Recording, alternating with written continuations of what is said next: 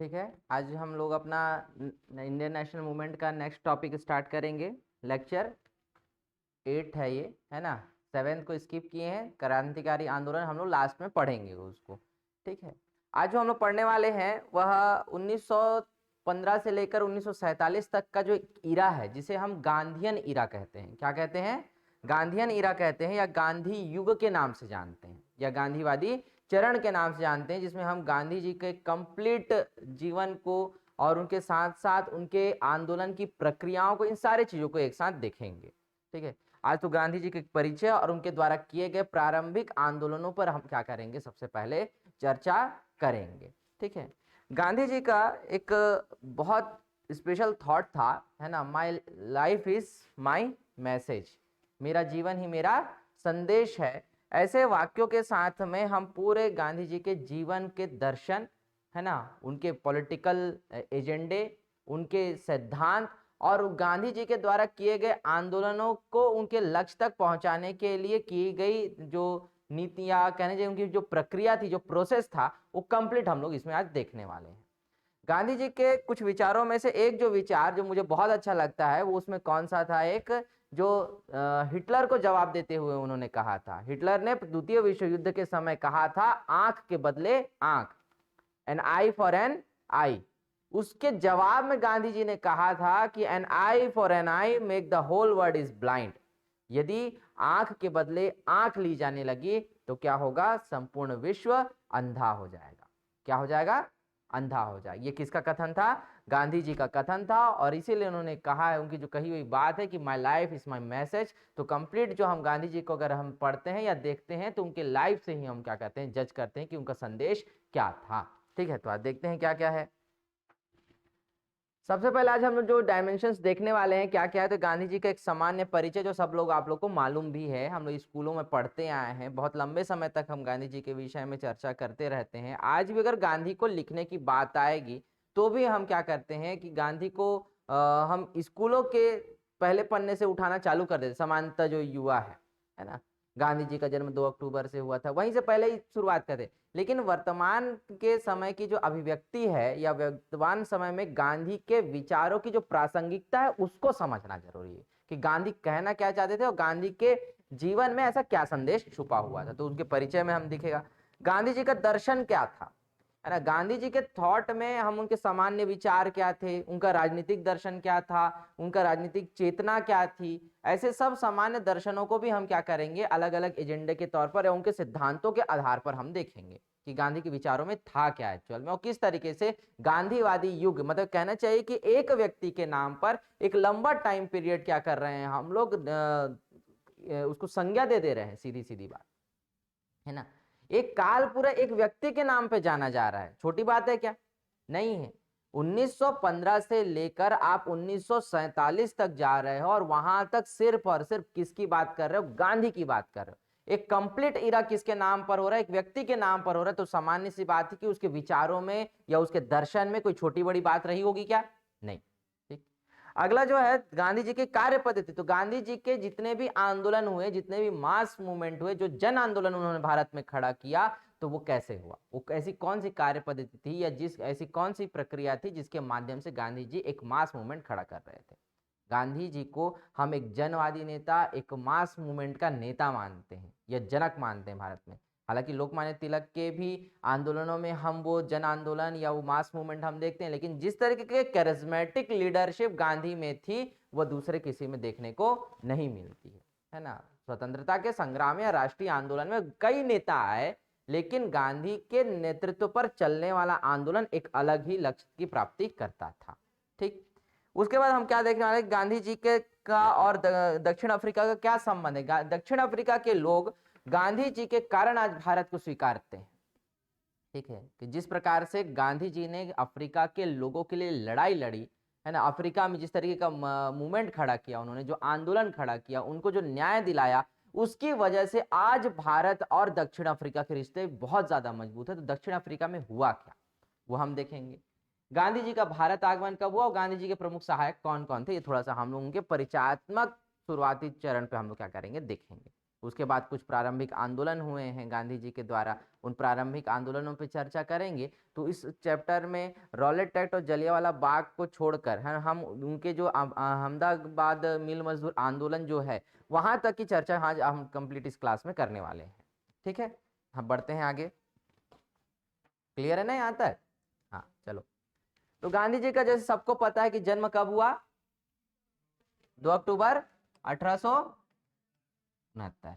ठीक है, कहाँ हुआ? पोरबंदर, काठिया, गुजरात। ठीक है, यही हुआ ना?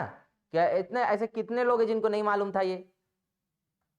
हाँ, नहीं मालूम होगा ना तो 2 बार तुम लोग को ना मैं दृश्यम दिखाऊंगा। क्या दिखाऊंगा? दृश्यम। फिर 2 अक्टूबर की कहानी सबको मालूम रहेगी। क्या हुआ था 2 अक्टूबर को? क्या हुआ था? गांधी जी का जन्म हुआ था। क्या लोग पणजी गए थे, है ना? ठीक है, किसका जन्म हुआ था? 2 अक्टूबर को गांधी जी का जन्म हुआ था, इसीलिए हम 2 अक्टूबर को गांधी जी की जयंती मनाते हैं। ठीक, इनका पूरा नाम क्या था? बोलते जाओ फटाफट, याद कराने की जरूरत नहीं है। मोहनदास करमचंद गांधी। ठीक, इनके माता का नाम क्या था? पुतलीबाई। इनके पिता का नाम क्या था? करमचंद गांधी। इन्हीं को कबा गांधी भी कहते थे। क्या कहते थे? कबा गांधी। ये पोरबंदर वंकानेर में क्या थे? दीवान के पद पर थे। किस पद पर थे? दीवान के पद पर थे। ठीक है, ये ध्यान में रखना। इनकी पत्नी का नाम क्या था? कस्तूरबा गांधी, जो लंबे समय तक इनके साथ में रही हैं। कई अच्छी अच्छी स्टोरियाज भी हम लोगों ने पढ़ेंगे। 13 वर्ष की आयु में गांधी जी का विवाह किससे हो गया था? कस्तूरबा गांधी से हो गया था। गांधी जी का एजुकेशन और उनकी जो प्रारंभिक जो शिक्षा है वो कहाँ हुई? राजकोट में। और उसके बाद वो बैरिस्टर की पढ़ाई करने के लिए कहाँ चले गए? लंदन चले गए। वो बचपन में आप किताबों में वो कहानियां जरूर सुने होंगे, क्योंकि माँ है ना नाराज होकर बैठ गई है कोने में कि मेरा बेटा लंदन जाना चाहता है, और उस समय है ना समाज से अनुमति ली जा रही है कि मेरा बेटा बैरिस्टर की तैयारी करने कहाँ जाएगा? लंदन जाएगा। ठीक है, कारण क्या? कि मैंने बताया है पहले भी, जब राष्ट्रवाद का उदय पढ़ रहे हैं, सामाजिक धार्मिक सुधार आंदोलन पढ़ रहे हैं, तब भी मैंने बताया है कि तत्कालीन समय में समाज यह सोचता था कि 7 समुंदर पार की यात्रा या विदेश की यात्रा क्या है? पाप है। क्या है? पाप है। तो इस समय भी गांधी जी ने यह तय किया कि मैं लंदन जाके किसकी तैयारी करूंगा? बैरिस्टर की तैयारी करूंगा। अब वह उद्धरण जो है, यह वह कहानी जो है बहुत उत्तम है। जब उनकी माँ को उन्होंने शपथ दिया था कि मैं वहां जाने के बाद किसी, या लंदन में जाने के बाद किसी भी प्रकार के किसी व्यसन, है ना, या कहना चाहिए कि बुरी आदतों या बुरी लतों में क्या नहीं करूंगा? पढ़ूंगा नहीं। ठीक है, तो गांधी जी ने कभी भी वहां कहना चाहिए कि शराब आदि या जितने भी व्यसन की सामग्रियां जो थी ना, उनको कभी हाथ भी लगा। अपनी माता को दिए हुए शपथ के लिए वो क्या थे? जीवन भर चलते रहे। ठीक है, जीवन भर उन्होंने अपनी माता का शपथ याद रखा। ठीक है, तो गांधी जी को हम इस तरीके से देखते हैं। ठीक, एक आदर्श पुत्र भी थे। दादा 1893 में दादा अब्दुल्ला की फर्म को के मुकदमे के लिए या उनके फर्म को ज्वाइन करने के लिए वो कहाँ गए? अफ्रीका गए। कहाँ गए? दक्षिण अफ्रीका गए। कांग्रेस के अधिवेशन में पहली बार गांधी जी कब शामिल हुए? सन 1901 में कलकत्ता अधिवेशन में। कहाँ के? कलकत्ता के। सन 1901 के कलकत्ता के कांग्रेस अधिवेशन में गांधी जी पहली बार क्या हुए? शामिल हुए। तो ये उनका क्या सामान्य परिचय है, याद रहेगा। ठीक है, हम लोग आगे बढ़ते हैं। मेन चीजों को ज्यादा डिस्कस करना है हमको। महात्मा गांधी का भारत आगमन कब हुआ? 9 जनवरी सन 1915। और इसी दिन को ऐतिहासिक बनाने के लिए, याद रखने के लिए हम क्या मनाते हैं? अप्रवासी भारतीय दिवस मनाते हैं। क्या मनाते हैं? अप्रवासी भारतीय दिवस। ठीक है, भारत में अप्रवासी भारतीय दिवस कब मनाया जाता है? 9 जनवरी को मनाया जाता है। कब मनाया जाता है? 9 जनवरी। कारण क्या है? कि 9 जनवरी को ही गांधी जी अपने लगभग 21 वर्ष की, है ना, यात्रा के बाद कहां से वापस लौटे? दक्षिण अफ्रीका से वापस लौटे। कहां? भारत। ठीक है, ध्यान में रखना। महात्मा गांधी दक्षिण अफ्रीका में सक्रिय रहे। उनकी आंदोलन लगभग हम लोग देखते हैं, दक्षिण अफ्रीका के मूवमेंट्स को हम लोग देखते हैं, तो लगभग कितने साल वहां तक रहे? 21 साल। कितने सालों का सफर है वहां? 21 वर्षों का। ठीक, इनकी आत्मकथा का नाम है सत्य के साथ मेरे प्रयोग। इंग्लिश में इसे कहते हैं माई एक्सपेरिमेंट्स विथ ट्रूथ। 1925 में लिखा। सन 1925 में गांधी जी की आत्मकथा लिखी गई है, जिसमें क्या है, क्या नाम उसका, सत्य के साथ मेरे प्रयोग। पढ़ा है किसी ने? नहीं पढ़ा है ना? वो जनरली ऐसे पढ़ोगे नहीं ना, आप बताए हो तो पढ़ना जरूर। सत्य के साथ मेरे प्रयोग, माई एक्सपेरिमेंट्स विथ ट्रूथ। सिद्धांत क्या था? सत्य और अहिंसा। जीवन भर वो किस राह पे चले? सत्य और अहिंसा के राह पर चले। उनके सिद्धांतों में अगर कुछ था तो क्या? सत्य और अहिंसा। गांधी जी की प्रमुख पुस्तकों में उनकी एक आत्मकथा है, सत्य के साथ मेरे प्रयोग, इंडिया ऑफ माई ड्रीम्स, अनासक्त योग, हिंद स्वराज। हिंद स्वराज जो है उन्होंने सन 1909 में लिखा था। कब लिखा था? सन 1909 में। सप्त महाव्रत है ना, गांधी जी का वास्तविक दर्शन और पश्चिमी सभ्यता का विरोध सप्त महाव्रत में मिलता है ना। गांधी जी का एक और थॉट है स्पेशल, जो दर्शन, जिसको हम लोग एकादश व्रत बोलते हैं, ठीक है। सुनो विद्यार्थियों, तो ये ऐसे गांधी जी की कुछ प्रमुख क्या है, किताबें हैं, प्रमुख पुस्तकें हैं। कौन कौन सी? सत्य के साथ मेरे प्रयोग, इंडिया ऑफ माय ड्रीम्स, अनासक्त योग, हिंद स्वराज। हिंद स्वराज बहुत बार बार ध्यान में रखना, हिंद स्वराज गांधी जी ने सन 1909 में लिखा है, और गांधी जी की सबसे प्रसिद्ध किताबों में से एक है हिंद स्वराज, ठीक। सप्त महाव्रत और सुनो विद्यार्थियों। गांधी जी के जीवन में कुछ लोगों का प्रभाव भी था, और ऐसे कौन कौन से लोग हैं या किनका किनका प्रभाव यहाँ पर हम गांधी जी के जीवन में देखते हैं, ठीक। सबसे पहला नाम आता है जॉन रस्किन। किसका नाम आता है? John Ruskin. शारीरिक परिश्रम की बात थी, है ना, अनटू दिस लास्ट। ये उनका एक लेख था, किसका? जॉन रस्किन से। इससे वो क्या हुए? प्रभावित हुए गांधी जी, ठीक है। क्या नाम था? अनटू दिस लास्ट, है ना, एक शारीरिक परिश्रम पे लिखा हुआ एक लेख है, जिससे कौन प्रभावित हुआ? गांधी प्रभावित हुए।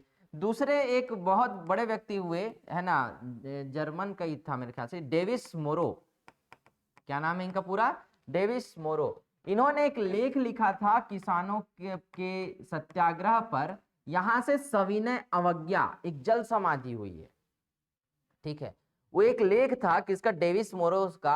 यहीं से उनको सत्याग्रह और सविनय अवज्ञा का कॉन्सेप्ट मिलता है गांधी को। किसके लेख से? डेविस मोरो के। एक निबंध था, एक लेख था, किसानों को अपने न्याय और अधिकार के लड़ने के लिए एक लेख लिखा था किसने? डेविस मोरो ने। और उसी में हमको ये यहीं से क्या प्रेरणा मिलती है गांधी जी को? सविनय अवज्ञा की, सिविल डिसोबीडियंस की, ठीक है। सविनय अवज्ञा की क्या मिलती है? यहाँ से प्रेरणा मिलती है। किसको? गांधी जी को। उसके बाद तीसरे सबसे महत्वपूर्ण व्यक्ति कौन थे? लियो टॉल्स्टॉय, है ना। क्या नाम था? Leo Tolstoy. इनका कहना था कि ईश्वर का राज्य तुम्हारे भीतर है, ठीक है। The kingdom of God is with in you. क्या कहते हैं? ईश्वर का राज्य तुम्हारे भीतर है, ऐसा किसका कथन था? लियो टॉल्स्टॉय का कथन था। और लियो टॉल्स्टॉय जो है वो गांधी जी के दार्शनिक गुरु माने जाते हैं। क्या माने जाते हैं? दार्शनिक गुरु। कहाँ का था ये? इटली के थे ये। गांधी जी के क्या है?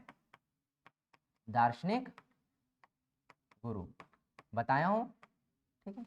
गांधी जी के क्या थे ये? लियो टॉल्स्टॉय दार्शनिक गुरु। अब प्रश्न पूछता है कि गांधी जी के दार्शनिक गुरु का नाम क्या है, तो क्या है नाम उनका? Leo Tolstoy. कहाँ के थे? इटली के थे, ठीक है, याद रहेगा। चलो ठीक। जैन धर्म से गांधी जी ने अहिंसा का पाठ लिया, ठीक है।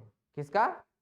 अहिंसा का। जो गांधी जी अहिंसा का जो व्रत या अहिंसा का जो सिद्धांत लोगों के बीच में ला रहे हैं, तो वो कहाँ से प्राप्त किया था उन्होंने? जैन धर्म से। कहाँ से प्राप्त किया था? जैन धर्म से, ठीक। गोपाल कृष्ण गोखले। गोपाल कृष्ण गोखले एक महत्वपूर्ण व्यक्ति रहे गांधी जी के जीवन में, और यह गांधी जी के क्या है? राजनीतिक गुरु हैं।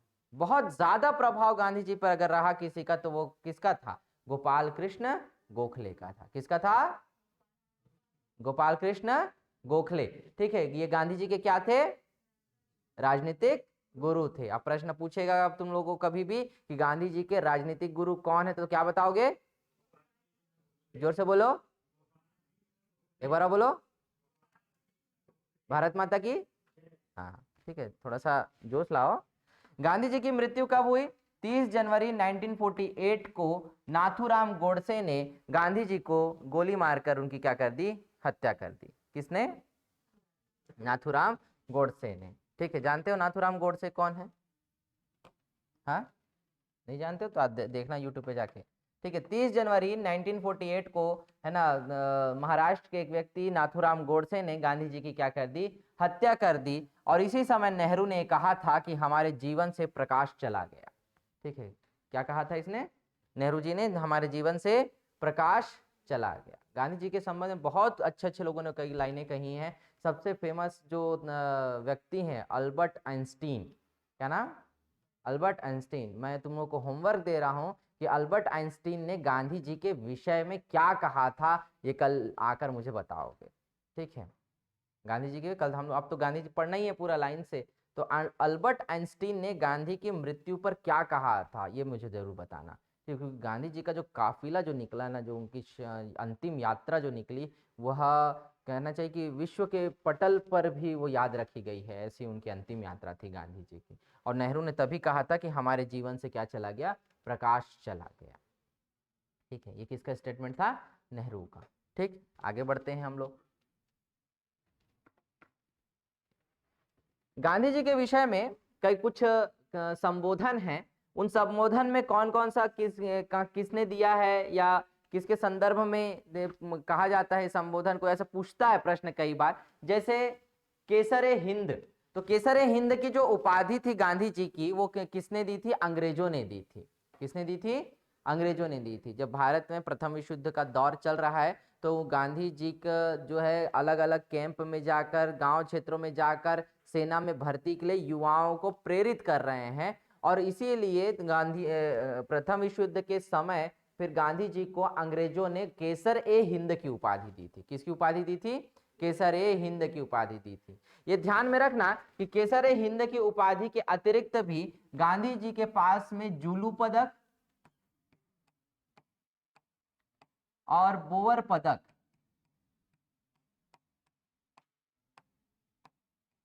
जूलू पदक और बोअर पदक, है ना, ऐसे दोनों उपाधियां भी थी, जूलू पदक और बोअर पदक। ठीक है, ये कहां दिया गया, ये भी अंग्रेजों के द्वारा ही दिया गया है, लेकिन ये कहां दिया गया, दक्षिण अफ्रीका में। कहां दिया गया, दक्षिण अफ्रीका में ये पदक दिया गया है, जूलू पदक और बोअर युद्ध पदक। ये ध्यान में रखना, ये इसलिए दिया गया क्योंकि, अब ध्यान से सुन लो पहले, 1899 1899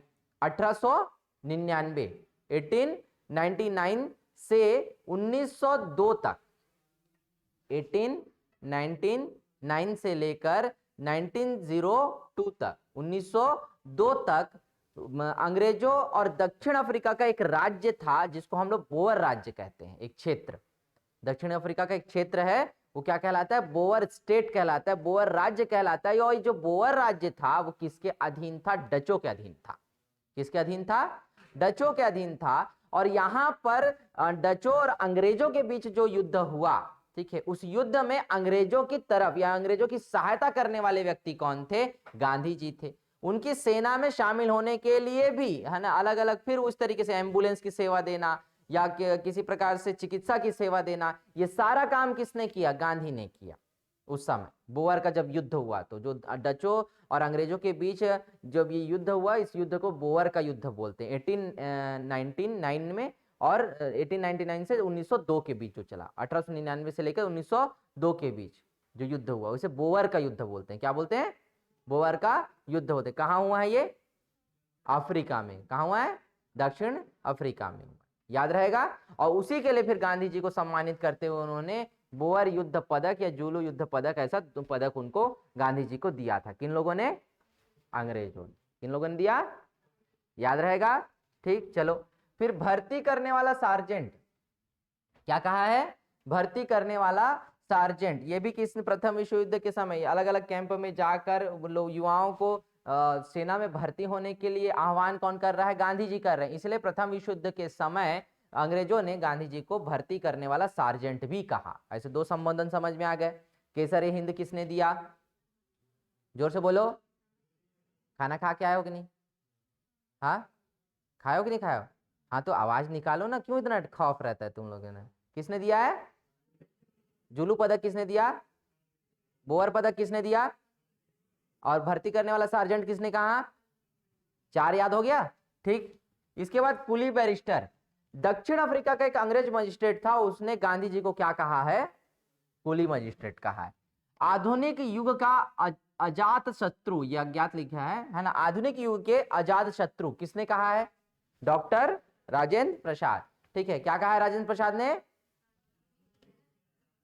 आधुनिक युग के अजात शत्रु। ठीक। मलंग बाबा किसने कहा है? कबायलियों ने। कबायली कौन है? अब कबायली जो है नॉर्थ वेस्ट फ्रंटियर का एक क्या है, कबीलाई क्षेत्र है। नॉर्थ वेस्ट फ्रंटियर मतलब क्या? उत्तर पश्चिमी सीमा प्रांत, जो आज का पाकिस्तान है। आज का क्या है? पाकिस्तान। तो इस समय जब 1942 के समय पे जब भारत छोड़ो आंदोलन शुरू हुआ, या उसके पहले अगर हम आए 1930 से जो सविनय अवज्ञा आंदोलन जो चालू हुआ, उस दौरान गांधी जी को मलंग बाबा कहकर उन्होंने क्या किया है? संबोधित किया है। ठीक है। उस क्षेत्र का नेतृत्व कौन कर रहा था? खान अब्दुल गफ्फार खान। कौन? जोर से बोलो। खान अब्दुल गफ्फार खान। ठीक है। इनको खान बाबा बोलते थे राजीव गांधी। क्या बोलते थे? खान बाबा। इनके हाथ में हमेशा एक पोटली है ना, जो उसमें उनका एक जोड़ी कपड़ा और कुछ थोड़ा बहुत सामान रहता होगा। इसके अलावा ना उसके पास कुछ नहीं था। फकीर बाबा भी बोलते थे उसको। ठीक है। और गांधी जी के सबसे प्रिय और गांधी जी के मतलब पक्के गांधीवादी व्यक्ति थे खान बहादुर, सॉरी मैं गलत बताया क्या? क्या बोला था नाम बताया मैं? खान अब्दुल गफ्फार खान। हाँ ठीक है, सही नाम बताया। मैं बोला मैं स्किप तो नहीं हो, गलत तो नहीं बता गया ऐसा करके। ठीक है, दो नाम और आता है ना। ठीक। तो उन्होंने वो नेतृत्व कर रहे थे इस तरह समय पे यहाँ पर कबालियों का। तो कबाली एक समूह है ना, एक क्या है? समुदाय है। तो उन्होंने गांधी जी को क्या कहा है? मलंग बाबा कहा है। क्या कहा है? मलंग बाबा। ठीक। बापू किसने कहा? सी एफ एंड्रूज ने। किसने कहा? C F Andrews. ये आपको कल मैंने बताया था, होम रूल के साथ में जुड़ा हुआ व्यक्ति भी है सी एफ एंड्रूज। अंग्रेजों में सबसे प्रिय मित्र अगर गांधी जी का अगर कोई था तो वो यही था। ठीक है, सी एफ एंड्रूज, है ना। इसे ही गांधी जी ने दीन बंधु कहा है, गरीबों का मित्र। ठीक है। ये उनसे बहुत लगाव रखता था, भारतीय गरीबों से, या उनके लिए हमेशा कार्य में संलग्न रहा सी एफ एंड्रूज। इसीलिए गांधी जी ने उसे क्या कहा था? दीन बंधु कहा था। और गांधी जी को ये क्या कहा था? एंड्रूज ने बापू कहा था। क्या कहा था? बापू। उसके अलावा जवाहरलाल नेहरू भी गांधी को क्या कहते थे? बापू कहते थे। क्लियर है? पक्का? कोई कंफ्यूजन नहीं है? देशद्रोही फकीर विंस्टन चर्चिल, जो ब्रिटेन का भूतपूर्व प्रधानमंत्री रहा, उसने गांधी जी को क्या कहा है? देशद्रोही फकीर कहा है या अर्धनग्न फकीर कहा है? क्या कहा है? अर्धनग्न फकीर। ठीक है। एक ब्रिटिश पत्रकार है ना, विलियम नॉरिस। क्या नाम है? विलियम नॉरिस, है ना, ब्रिटिश पत्रकार था ये। जब 1931 में गांधी जी लंदन गए, है ना, और सेंट पॉल पैलेस में उस समय गोलमेज सम्मेलन का आयोजन किया गया था। तो तब ये स्टेटमेंट दिया था किसने? विंस्टन चर्चिल ने, सन 1931 में, कि हम एक ऐसे व्यक्ति जो एक देशद्रोही फकीर है, एक अर्धनग्न फकीर है, एक नंगा फकीर उसको कहा था, कि अर्धनग्न जो फकीर है उसे हम अपने बराबर का दर्जा दे रहे हैं। ऐसा विंस्टन चर्चिल का स्टेटमेंट था ये। किसका स्टेटमेंट था? विंस्टन चर्चिल का, है ना। रेमजे मैकडोनल्ड इस समय ब्रिटेन का प्रधानमंत्री था, और उससे पहले प्रधानमंत्री कौन रहा था? विंस्टन चर्चिल था। ठीक है, जो कंजर्वेटिव पार्टी का लीडर था, है ना, विंस्टन चर्चिल, उसने ये कहा था। तो विलियम नॉरिस एक इस बात को, स्टेटमेंट को लेते हुए लिखा था कि सेंट पॉल पैलेस की सीढ़ियां चढ़ते हुए देखना, एक अर्धनग्न फकीर को सेंट पॉल पैलेस की सीढ़ियां चढ़ते हुए देखना अपने आप में एक अद्भुत नजारा था, ऐसा कहता है। क्योंकि पूरी ब्रिटेन की जो जनता है ना, वो गांधी जी को देखने के लिए ना, गोलमेज सम्मेलन जब हो रहा था उस समय, कौन ऐसा गांधी है जिसने अंग्रेजों के आंखों से नींद हराम कर दी है? ये कौन है जो अंग्रेजों की चैन लूट लिया है ना? ऐसे व्यक्ति को देखना चाहते थे। लोगों के दिमाग में अलग अलग स्वप्न है ना। वो मूछों पे ताव देकर आ रहा होगा, हो सकता है बंदूक बड़ी रखता होगा, राजा महाराजा जैसी उसकी राज पोशाक होगी, है ना, क्या ऐसा रुबाब होगा, ऐसा करके। लेकिन अचानक एक भीड़ में से ना, एक रेड कारपेट पे ना, एक पतला दुबला सिंगल सा एक फकीर जैसा ना, लाठी टेकते हुए एक आदमी को आते हुए जब देखते हैं, तो लोगों का दिमाग में यही था कि ये कौन, ये ऐसा व्यक्ति आ गया। ठीक है, ऐसा व्यक्ति कौन आ गया इतने बड़े सम्मेलन में, ऐसा करके। जब पता चलता है कि यही गांधी है ना, तो लोग हक्के बक्के रहते हैं कि ये आदमी हिला के रखा है अंग्रेजों को। ठीक है, तो सिंगल तो थे ही थे वो ना, और उसके बाद सोचो ना कि वो एक तो लाठी के दम पे चलने वाले व्यक्ति जिन्होंने पूरे अंग्रेजों की साम्राज्यवादी की नींव हिला के रखी है, तो उसको देखने के लिए तो पूरा लंदन, पूरा ब्रिटेन तो इकट्ठा होगा ही होगा ना। और तब लिखा था विलियम नॉरिस ने कि सेंट पॉल पैलेस की सीढ़ियां चढ़ते हुए देखना, एक अर्धनग्न फकीर को सेंट पॉल पैलेस की सीढ़ियां चढ़ते हुए देखना क्या है, अपने आप में एक अद्भुत नजारा है, ऐसा कहता है। ठीक है, ऐसे कई बातें हैं, डायलॉग पे डायलॉग चलेंगे, टेंशन मत लो तुम लोग। ठीक है, तो यहां पर फिर अगला क्या, भिखारियों का राजा किसने कहा था? पंडित मदन मोहन मालवीय ने कहा था। किसको कहा था? महात्मा गांधी को। क्या कहा था? भिखारियों का राजा। राष्ट्रपिता संबोधित किसने किया? सुभाष चंद्र बोस ने। जब आजाद हिंद फौज के साथ में बर्मा की बॉर्डर या बर्मा, और आप कहां तक घुस चुके हो? अरुणाचल प्रदेश, नागालैंड तक आ चुके हो। ठीक है, और वहां की रेडियो से, है ना, ऑल आजाद हिंद फौज की रेडियो से देश को संबोधित करते हुए और राष्ट्र को कहना चाहिए महात्मा गांधी को संबोधित करते हुए उन्होंने कहा था कि आज यह एक अंतिम लड़ाई लड़ने हम जा रहे हैं, राष्ट्रपिता ये लड़ाई आपको समर्पित है, कहा था। किसने? सुभाष चंद्र बोस ने। क्योंकि दोनों के बीच का क्लैश भी है ना, 1939 में वो क्लैश दिखता है हमको त्रिपुरी संकट के रूप में। उस दौरान फिर जब ये अंतिम लड़ाई जब लड़ी जा रही है ना स्वाधीनता की, उस दौरान सुभाष चंद्र बोस ने आजाद हिंद फौज की रेडियो से, है ना, राष्ट्रपिता के नाम से संबोधन किया था। किसको? महात्मा गांधी को। ठीक, वन मैन बाउंड्री फोर्स, ये लॉर्ड लुई माउंटबेटन ने कहा था। किसको? गांधी जी को, कि यह आदमी वन मैन बाउंड्री फोर्स के बराबर है, बोलता है वो। किसको? महात्मा गांधी को। कौन कहता है? Lord Louis Mountbatten. ठीक है, भारत के अंतिम वायसराय या और गवर्नर जनरल कौन है? Lord Louis Mountbatten. ठीक है, बहुत बड़ा रोल है इसका भारत को एक करने में भी और भारत को तोड़ने में भी, दोनों में, यानी मास्टर माइंड है। ठीक, महात्मा, तो जब चंपारण सत्याग्रह हो रहा है बिहार में, तो उस दौरान पे सन 1917 में चंपारण सत्याग्रह के बाद और वहां के किसानों के लिए लड़ने के दौरान इस समय रविन्द्रनाथ टैगोर अपने शांति निकेतन में बैठे हुए हैं। कहाँ? शांति निकेतन में। लेकिन सारी खबरें लग रही है कि क्या हो रहा है, तो उन्होंने तब कहा था कि किसानों के लिए लड़ने वाला ये व्यक्ति जो है ना, ये महात्मा है, कहा था।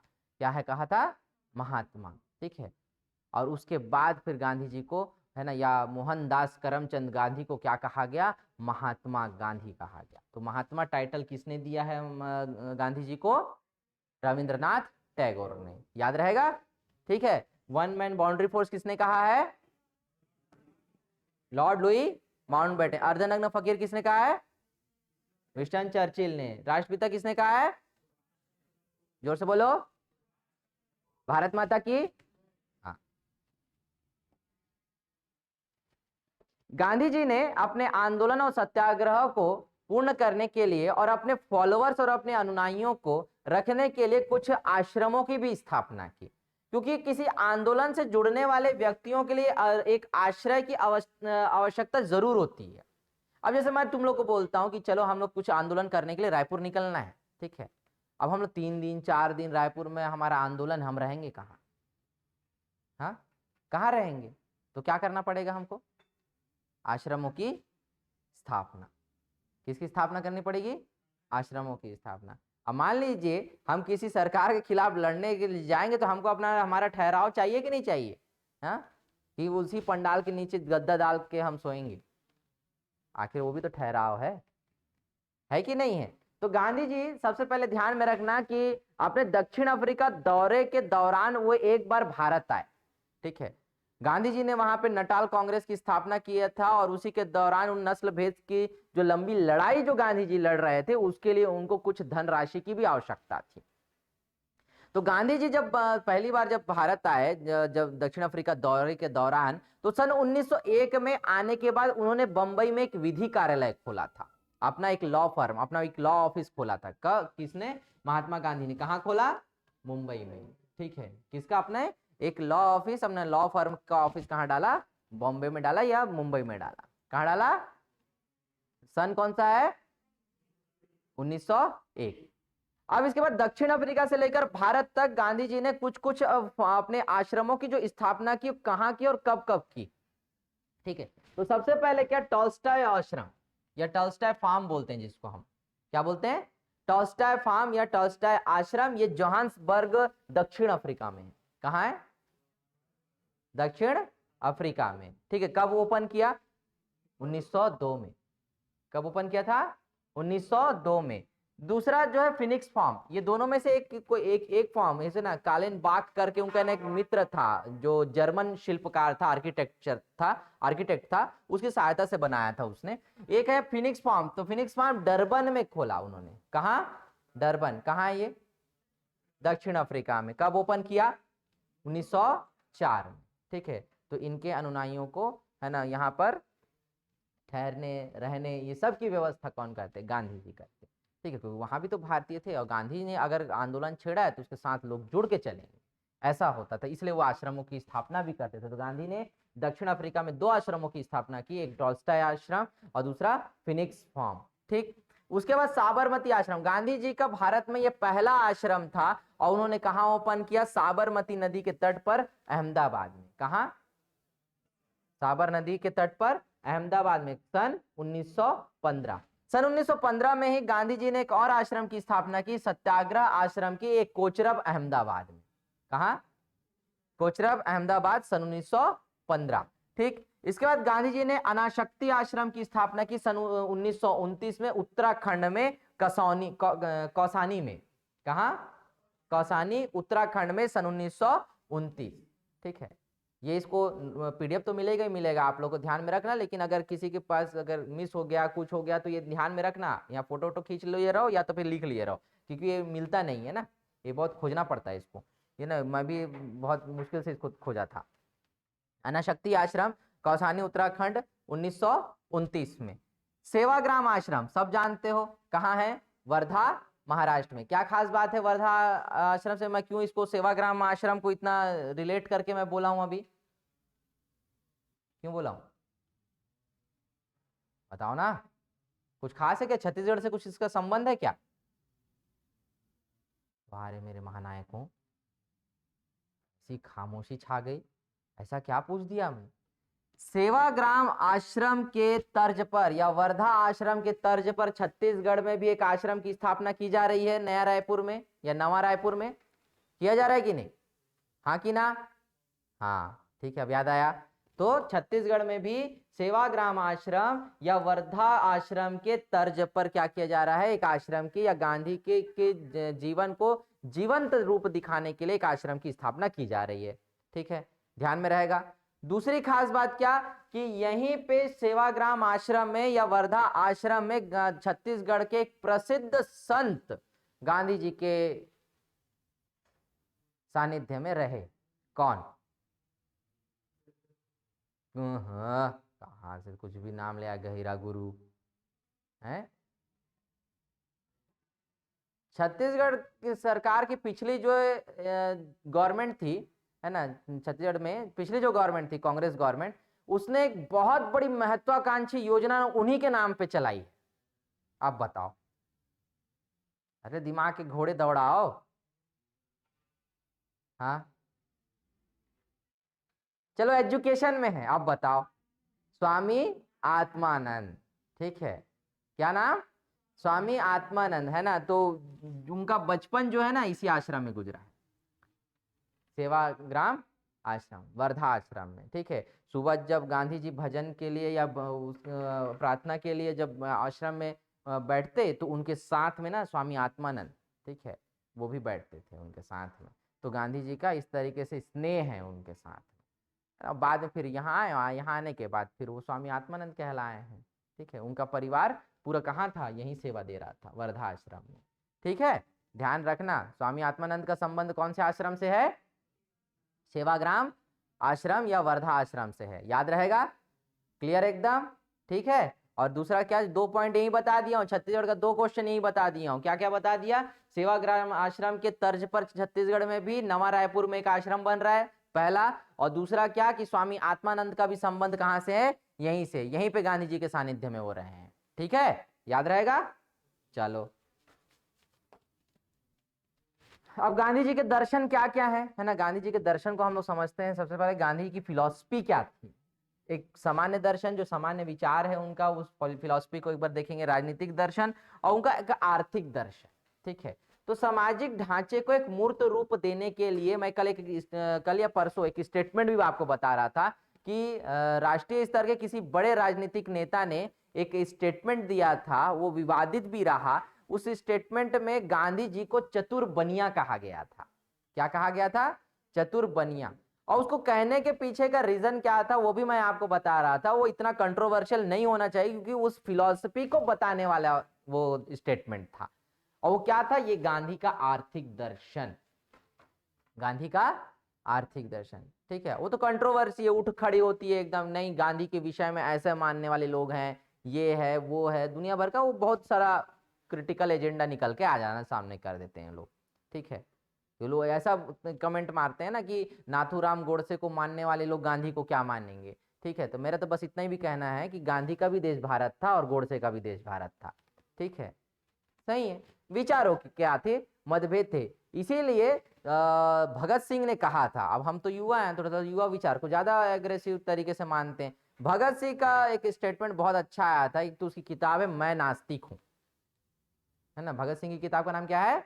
मैं नास्तिक हूं। तुम लोग क्या सोचे मैं बोल रहा हूं ऐसा करके? नहीं, मैं तो शुरू से नास्तिक हूं। ठीक है, लेकिन मैं नास्तिक हूं ऐसा किसका वो है?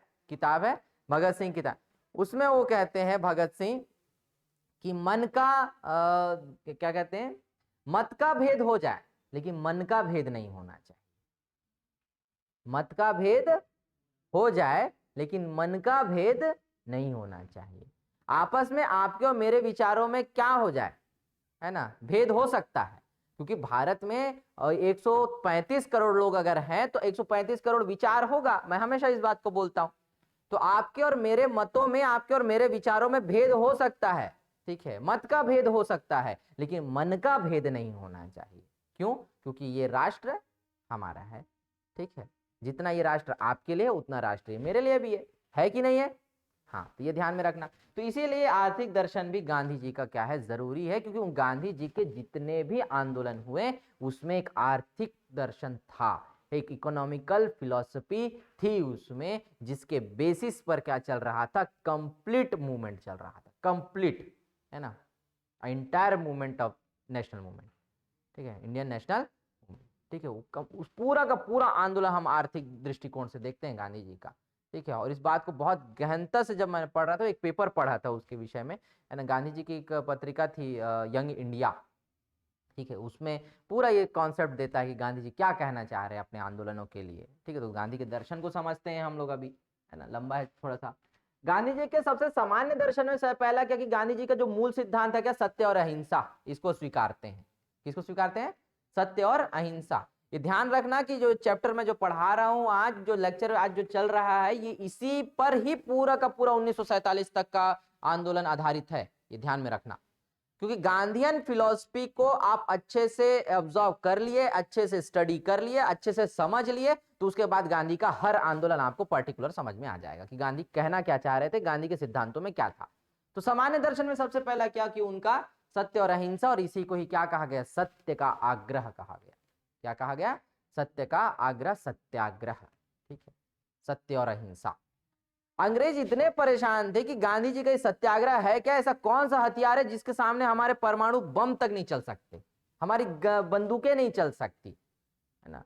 और उसी के चलते गांधी जी ने लाठी के दम पे क्या कर लिया? पूरे देश को स्वाधीन करा दिया। ठीक है, हालांकि उसके पीछे कुछ ऐसे बलिदान भी है ना, ऐसे रक्त भी हैं जिनके लहू से देश क्या हुआ है? आजाद हुआ है, ऐसा भी है ना। गांधी जी के एक विचार अलग है जो देश को अलग प्रगति दे रहा है, लेकिन उसके धरातल पे अगर हम आकर अभी देखेंगे ना, ग्राउंड पे आकर हम देखेंगे तो मैदानों में ना कुछ लाल रंग भी दिखाई देगा जो हमारे देश के ना कुछ क्रांतिकारियों का था। ठीक है, इस बात को हम इनकार नहीं कर सकते ना। मैं इतना मेच्योर या इतना बुद्धिजीवी या इतना वरिष्ठ नहीं हुआ हूं कि मैं एक तरफ के धड़े को क्या कर दूं, बिल्कुल इनकार कर दूं कि वो गलत था ऐसा करके। जो हमारे देश में ना जो क्रांतिकारी आंदोलन जो हुए ना, वो उसने भी देश के ना युवाओं में ना एक जन चेतना, एक राष्ट्र के प्रति जो समर्पण की जो ना मर मिटने की जो भावना थी ना, वो दिखाई है ना। क्रांतिकारी जब आंदोलन पढ़ेंगे ना तो सबसे उसमें बेहतरीन कैरेक्टर अगर मुझे कोई लगता है ना, दो लोग लगते हैं, एक तो आपका भगत सिंह और दूसरा चंद्रशेखर आजाद। ठीक है, अब भगत सिंह जिसने अपनी जवानी कुर्बान कर दी। ठीक है, जिसने नारा दे दिया रंग दे बसंती का। ठीक है, जो हमेशा ये कह दिया कि मेरा विवाह हो चुका है और मेरा जो विवाह है ना मेरे देश के लिए है, सीधा। ऐसे ऐसे बलिदानी लोग होने चाहिए ना। ठीक, तो गांधी जी का दूसरा जो थॉट है सामान्य दर्शन में वो क्या है, निष्क्रिय प्रतिरोध से ज्यादा सत्याग्रह यानी कि हृदय परिवर्तन को महत्व देते हैं। आज नहीं तो कल बदलेगा, ठीक है। इसी उद्देश्य से कि कोई आंदोलन चालू करने से पहले गांधी जी सबसे पहले क्या करते थे, लेटर लिखते थे। क्या लिखते थे, लेटर, है ना। तो 11 सूत्रीय मांग, है ना, इरविन को जब 1930 में उन्होंने भेजा, 29 में, हाँ 29-30 में, और 1 हफ्ते का वक्त दिया, वो इनकार करके कचरे में डब्बे में डाल दिया ऐसा इरविन ने गांधी जी के उस पत्र को। तो उसके बाद देखे ना कि 6 लाख से ज्यादा की संख्या में गांधी जी कहाँ पहुंच गए, डांडी, है ना। और उनमें आर्थिक दर्शन, क्या आर्थिक दर्शन, क्या मांगा था उन्होंने। गांधी जी का स्टेटमेंट यहीं पे आता है ना कि मैंने रोटी मांगी थी मुझे पत्थर मिला, मैंने रोटी मांगी थी मुझे पत्थर मिला, इंतजार की घड़ियां खत्म हुई। 78 लोग साथ से वो साबरमती आश्रम से निकले और कसम खा ली कि जब तक देश आजाद नहीं हो जाता, जब तक देश स्वाधीन नहीं हो जाता, मैं साबरमती आश्रम में कदम नहीं रखूंगा। और जब तक वाकई में देश स्वतंत्र नहीं हुआ ना, तब तक कदम भी नहीं रखे वहां। 78 लोगों के साथ में निकले, कई कई किताबों में 72 भी लेता है, एनसीईआरटी में 78 लिखा है, किसी में 72 लिखा है, किसी में 79 लिखा है। आपने विवेक से इस उत्तर को सॉल्व करना रहता है, ध्यान में रखना, ठीक है। अब दांडी जब पहुंचे, दांडी तक जब नमक मार्च उन्होंने किया, तो नमक कानून तोड़ने के लिए उनके साथ 6 लाख लोग शामिल थे और इंटरनेशनल मीडिया कवर कर रही है उसको। अब बताओ, जब अच्छे किसी शरीफ आदमी की हटती है ना, तो ऐसे ही हटती है, ठीक है। उसमें से गांधी है ना।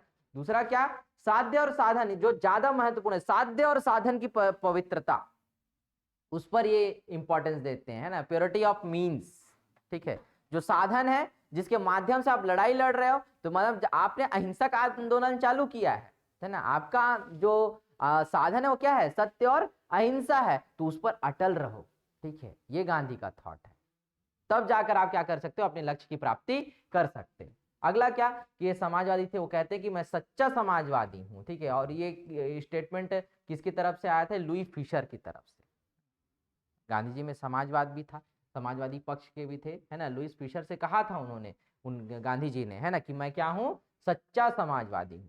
किससे कहा था, लुई फिशर से गांधी जी ने कहा था कि मैं सच्चा समाजवादी हूं, ठीक। मार्क्सवाद के विपरीत ये किसकी बात करते हैं, वर्ग समन्वय की भावना है थी इनमें। गांधी जी बिल्कुल नहीं चाहते हैं कि वर्ण व्यवस्था, ये जो वर्ग की जो व्यवस्था है वो क्या हो जाए, समाप्त हो जाए, हटा देना चाहिए। गांधी जी कहते हैं इसमें समन्वय होना चाहिए, हटना नहीं चाहिए, है ना। कोई कोई आप लोग अगर क्लिप देखते होगे ना, तो गांधी जी और जो विनायक दामोदर सावरकर के बीच का एक संवाद दिखाया जाता है कई बार, कि दामोदर सावरकर ने कहा था कि गांधी जी, हम मेरे नजर में तो अगर हम उत्थान चाहते हैं हरिजनों का, तो वर्ण व्यवस्था को क्या कर देना चाहिए, पूर्णतः समाप्त कर देना चाहिए, ठीक है। तब वो कहते हैं कि नहीं नहीं विनायक, ठीक है, हम वर्ण व्यवस्था, ये या जो वर्ण व्यवस्था है वो हिंदू समाज, ये समाज का मूल स्तंभ है, मूल आधार है, हम वर्ण व्यवस्था समाप्त नहीं कर सकते। हाँ, वर्णों में क्या होनी चाहिए, समानता होनी चाहिए, ऐसा कहते हैं। ये गांधी का थॉट था, ठीक है। तो कभी कभी मेरे को भी यही थोड़ा सा गलत लगता है, क्योंकि अंबेडकर भी चाहते थे क्या हो जाए, वर्ण व्यवस्था समाप्त हो जाए, तो विनायक दामोदर सावरकर भी चाहते थे कि क्या, कि वर्ण व्यवस्था समाप्त हो जाए, लेकिन गांधी जी ने इसको पूरा अपोज किया कि वर्ण व्यवस्था समाप्त नहीं होनी चाहिए, ठीक है, वो वर्ण रहना है, ठीक। इसके बाद क्या, सर्वोदय, सभी का समान विकास, है ना। बाद में एक थॉट आया है, बहुजन हिताय बहुजन सुखाय वाला, सुने हो थॉट, स्लोगन सुने होंगे। ये सर्वोदय की योजना जो लाने वाले जो व्यक्ति थे वो कौन थे, गांधी जी, है ना। सर्वोदय का जो विचार जो लाने वाले व्यक्ति हैं वो कौन है, गांधी जी है। सभी का समान विकास होना चाहिए, है ना। किसने दिया, गांधी जी ने। अस्पृश्यता का विरोध, untouchability, opposition of to untouchability, अस्पृश्यता का उन्होंने क्या किया, विरोध किया, छुआछूत का। स्त्री पुरुष समानता के समर्थक थे वो, किसके समर्थक थे, स्त्री पुरुष समानता के समर्थक, ठीक। वो एग्जाम्पल आप फिनिक्स फॉर्म का देख सकते हो, जहां पर महात्मा गांधी और कस्तूरबा के बीच तीखी बहस होती है ना। अब वो तो मियाँ बीबी है ना, लड़ेंगे ही वो लोग दोनों के दोनों। अब क्यों लड़े वो लोग, एक बार की बात है ना। कस्तूरबा दाई हक बोलिस गांधी जी ला, है ना, मतलब अपन आश्रम में बोलिस कि मैं पैखाना ला साफ नहीं करो, पैखाना समझता नहीं तुम, समझता हो ना, पैखाना ला साफ नहीं करो, है ना। टार जात रोज रोज की काम है ना। डोगरा मोला दक्षिण अफ्रीका में ला के पटक दे अलग, ठीक है, और मैं यहाँ पैखाना साफ कर रहा हूँ, ऐसे करके थोड़ा सा दाई है भड़क गए। गांधी जी है जैस, है ना, आज तुमने पैखाना साफ क्यों नहीं किया, काबा नहीं करे सो, ऐसे करके गांधी या बोलिस कौन ला बोलिस? कस्तूरबा दाई ला। ठीक है, पैखाना काबर साफ नहीं करे? मैं नहीं कर रहा हूँ ऐसे कहा। ठीक है, काबर नहीं करवे करके एक रपाक लगा दिस। ठीक है, अब का कर डोकरा भी खलस न की। ठीक है, लगा दिस दाई ला एक घाव की, नहीं नहीं साफ कर कौन करी ऐसे करके। तो गांधी जी फिर गुस्सा में धरी जाके ब्रश ला खुद झाड़ू वाड़ू धर के पानी वानी डाल के खुद पैखाना साफ करते। ठीक है, पैखाना समझता हो ना कि नहीं समझाओ? समझता हो? कौन कौन इंग्लिश मीडियम के बहुत विद्वान लोग हैं नहीं समझो रे? टॉयलेट रे, अरे भगवान। ठीक है ये। तो गांधी जी को सब पढ़े हो ना वो कहानी भी कि कस्तूरबा के साथ उनकी तीखी जो बहस हुई थी और उनको तब उन्होंने कहा था कि स्त्री और पुरुष सब क्या है? समान है। आश्रम में रहने वाला हर व्यक्ति, हर कार्यकर्ता, हर सेवक जो है ना वो समान है और सभी को वो काम करना पड़ेगा। ठीक है, तो छोटे से लेकर बड़ा तक वो बोलते हैं ना कि मूवी आई थी है ना, हालांकि मूवी का मैं एग्जांपल देना पसंद भी नहीं करता ना कि कोई भी काम छोटा या बड़ा नहीं होता ऐसा करके, है ना? सुने हो नहीं सुने हो? हाँ बस वैसे ही। तो गांधी जी उस तरीके की समानता की बात करते हैं, सर्वधर्म समभाव की बात करते हैं, इसीलिए बेचारे एक साइड पूरा ले लिए। ठीक है, सर्वधर्म समभाव, सभी धर्म क्या है? समान है। ये उनके थॉट में था, ये उनका क्या है? सामान्य दर्शन है। गांधी जी के दर्शनों में देखो कुछ कुछ चीजें एकदम पूरा ग्रहण करने लायक है। ठीक है, क्योंकि मैं तो गांधी जी का एकदम पक्का समर्थक नहीं हूं, जितना मैं उनकी नीतियों और जितनी उनके सिद्धांतों पॉलिसियों को जितना मैं एक्सेप्ट करता हूं, उतना कई चीजों के ना आलोचक भी हूं। मैं स्पष्ट रूप से खुले मंच पे बोल सकता हूं इस बात को। ठीक है, हर चीज को नहीं मान सकते ना, क्योंकि कुछ हमारा भी विचार है। आप हमारे जैसे युवा लोग तो उग्र विचार के अलग अलग रहते हैं ना, जान भी दे देंगे ऐसा टाइप का वाला। ठीक है, तो इसलिए ये इनका क्या है? सामान्य दर्शन था गांधी जी का। समझ में आया यहां तक? क्लियर है क्या क्या बोलता है? एक पॉइंट। अगला जो है इनका राजनीतिक दर्शन, तो राजनीति को सामाजिक उत्थान और जन कल्याण का साधन माना है इन्होंने। ये बेस्ट थॉट है ना, और इसी के कारण हम आज देश में ना पंचायती राज व्यवस्था देखते हैं, और राज्य जो संविधान में राज्य के नीति निदेशक तत्व जो डाले गए हैं ना, गांधी जी के विचारों के कारण डाले गए। भारत वास्तविकता में गांव में बसने वाला देश है, और इस थॉट को लाने वाला अगर कोई व्यक्ति है पूरी तरीके से मजबूती से, तो गांधी जी है। राष्ट्रीय पंचायतों की स्थापना अपने आंदोलन के समय जब उन्होंने करवाया, तब यह स्पष्ट हुआ कि वास्तविकता में पंचायत का महत्व कितना है। ठीक है, तब इसलिए गांधी जी कहते हैं कि राजनीति को सामाजिक उत्थान और जन कल्याण के लिए क्या होना चाहिए, या जन कल्याण का साधन होना चाहिए, कि गांधी जी के थॉट पे है। ठीक, राज्य विहीन समाज। ठीक है, दार्शनिक अराजकतावादी एक सिद्धांत है ये, कहना राज्य विहीन समाज। यहां पे ना मार्क्स की विचारधारा काम करती है। मार्क्स क्या कहता है? उत्पादन के साधनों पर यदि किसी का अधिकार होगा ना, तभी वर्ग संघर्ष प्रारंभ होगा, ऐसा कहता है। कौन? Karl Marx. और उत्पादन के साधन तब जो होंगे ना, वो तब तक नहीं होंगे जब तक ना राज्य नहीं होगा। इसलिए राज्य विहीन समाज की बात करते हैं। कौन? गांधी जी। आदि साम्यवाद की स्थापना करने का लक्ष्य किसने रखा था? मार्क्स ने रखा था, है ना? किसने? मार्क्स ने। ठीक है, वो आप सरलता से समझना। आप आदिम सभ्यता में चले जाओ, कोई किसी जमीन का कोई मालिक था क्या? कोई किसी उत्पादन, कोई चीजें जगह पे कोई उत्पादन हो रहा है, जब तक उस पर किसी का श्रम, किसी का बल नहीं लगा है, तब तक कोई उसका मालिक था क्या? नहीं। अब जब आप उस पे उत्पादन के साधनों को क्या करेंगे? विकसित करेंगे, तो आप उसका क्या मांगोगे? मालिकाना हक मांगोगे, अधिकार मांगोगे। और तब संभव है जब राज्य होगा। तो वो राज्य विहीन समाज की बात करते हैं इस तरीके से। तो एक कार्ल मार्क्स की विचारधारा को यहाँ पर हम लोग देखते हैं, लेकिन ये दार्शनिक अराजकतावादी सिद्धांत है, ऐसा बोलते हैं। ठीक, अगला क्या आता है? विकेंद्रीकरण और ग्राम स्वराज्य की बात, है ना? ग्राम स्वराज की, आज जो जितने भी सरकारें हैं, वो सभी की सभी सरकारें जो हैं वो किस ओर इंगित करती हैं? हमेशा ग्राम के स्वराज की बात करती हैं, या ग्राम के स्वराज्य की बात करते हैं, गांवों को मजबूत करने की बात करते हैं। पूरे देश भर में मुझे ऐसे सारे राज्यों के सरकारों को भी देखकर आप बता दो कि क्या कोई ऐसी गवर्नमेंट है क्या जो किसानों के लिए हितकर योजनाएं नहीं ला रही है, या गांव में डेवलपमेंट की बात नहीं कर रही है? ऐसी कोई गवर्नमेंट है क्या? तो यहां पर विकेंद्रीकरण यानी कि डिसेंट्रलाइजेशन की बात किसने की? गांधी ने की अपने दर्शन में। और दूसरा ग्राम स्वराज्य की। ठीक है, अगला आता है गांधी जी का आर्थिक दर्शन। तो गांधी जी का आर्थिक दर्शन क्या होता है? ट्रस्टीशिप सिद्धांत, या जिसको बोलते हैं न्याय का सिद्धांत। किसका सिद्धांत? न्याय का सिद्धांत। तो न्याय का सिद्धांत क्या था गांधी जी का? वो कहते हैं कि अगर किसी की निजी संपत्ति भी है ना, तो निजी संपत्ति के लिए के द्वार भी ना सामान्य लोगों के लिए खुले रहने चाहिए। ठीक है, क्या कहते हैं? संपत्ति का स्वामित्व निजी होते हुए भी उसके सार्वजनिक उपयोग हेतु उपलब्ध कराया जाए। ठीक है, मान लीजिए एक बोरिंग मैं खुदवाया हूं, ठीक है, वो मेरी निजी संपत्ति है, लेकिन सार्वजनिक तौर पे अगर उसका कोई प्रयोग करना चाहता है तो उसका द्वार, उसके लिए भी क्या करना चाहिए? उसको उपलब्ध कराना चाहिए। ये गांधी के थॉट है। जाहिर सी बात है, आज हर व्यक्ति, अगर मान लीजिए आपके यहाँ पानी है, साइड वाला के यहाँ पानी नहीं आ रहा है, अगर आपसे पानी मांगने के लिए अगर कुछ बात करता है या चर्चा करता है, तो आप उसको पानी देते हो? मना करते हो क्या? नहीं करते। तो ये कहते हैं कि ये न्याय का सिद्धांत है, ये ट्रस्टीशिप सिद्धांत। ठीक है, इससे क्या होगा? समानता का एक अवसर बढ़ता है। ठीक है, आपस में मेल जोड़ बढ़ता है, सहभागिता बढ़ती है। गांधी जी के थॉट में है ना, ये है इनका इकोनॉमिक फिलॉसफी।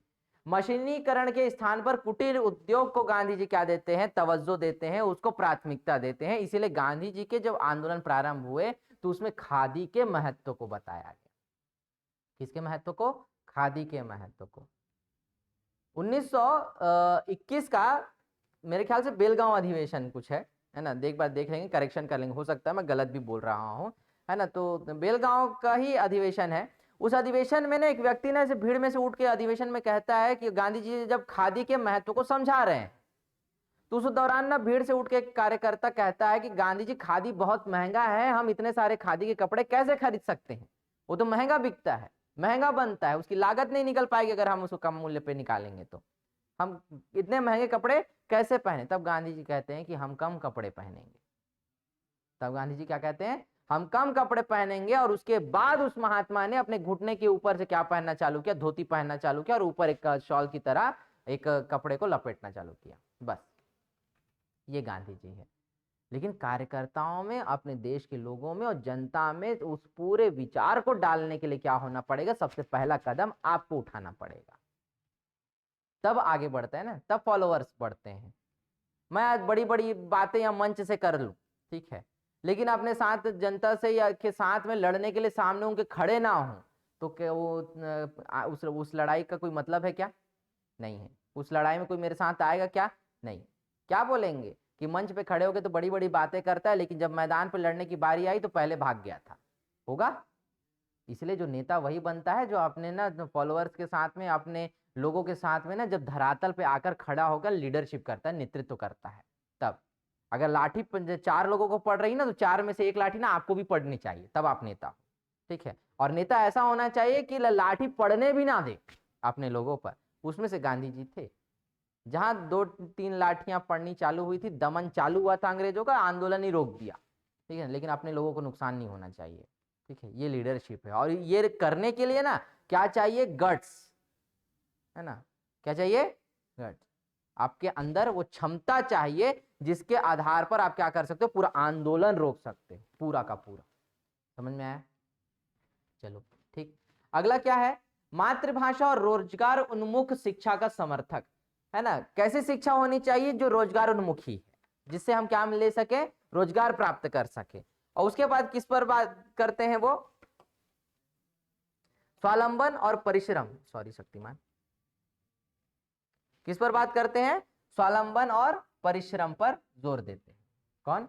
गांधी जी। ठीक है, तो इस तरीके से ये क्या है? गांधी जी के सामान्य दर्शन, राजनीतिक दर्शन और उनका आर्थिक दर्शन। समझ में आया कि गांधी जी के विचारों में क्या है ना। ये क्यों मैं बता रहा हूं, उसके पीछे का रीजन क्या है कि अगर एक पूरा युग किसी पर समर्पित है ना, तो उसमें कुछ तो क्वालिटियां होंगी, कुछ तो बातों किया होगा, और कुछ तो उसने विचार डेवलप किया होगा जनता के बीच में, तब इतना बड़ा आंदोलन उसके नेतृत्व में चल रहा है। पूरा देश सबसे पहले अगर किसी को उम्मीद की निगाहों से अगर देखता है था, तो वो गांधी जी थे। इतना कंप्लीट बड़ा युग जो है वो किसी के नाम पर आ गया, तो वो कुछ तो उसने विचार डेवलप किया होगा। अगर वो विचार समझ में आ जाए ना, तो वो व्यक्ति समझ में आ जाए।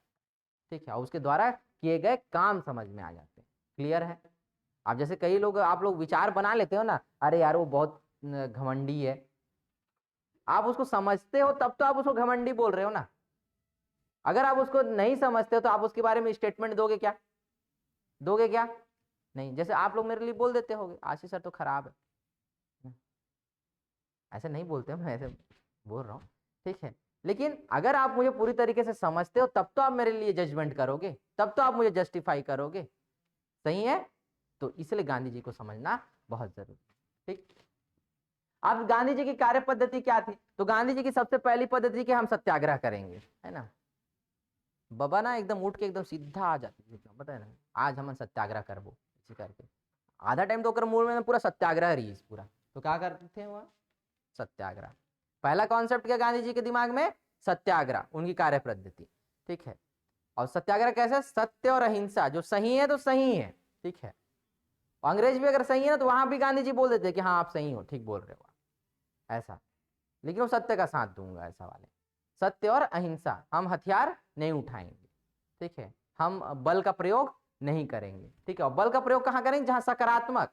गांधी जी का दिमाग देखो, मैं क्यों बोल रहा हूं गांधी जी को बार बार, उनके आर्थिक विचारों को, कि गांधी जी अपने ऊर्जा और अपने बल का प्रयोग वहां करने बोलते थे जहां से 4 पैसे की इनकम हो। क्या हो? 4 पैसे की इनकम, वो जरूरी है ना भाई। अब जबरदस्ती किसी को मारने पीटने डंडा उठाने से कुछ मिलने वाला है क्या? उल्टा रिप्लाई में क्या मिलेगा? दर्द। सामने वाला देखते थोड़ी रहेगा, वो भी मारेगा ना।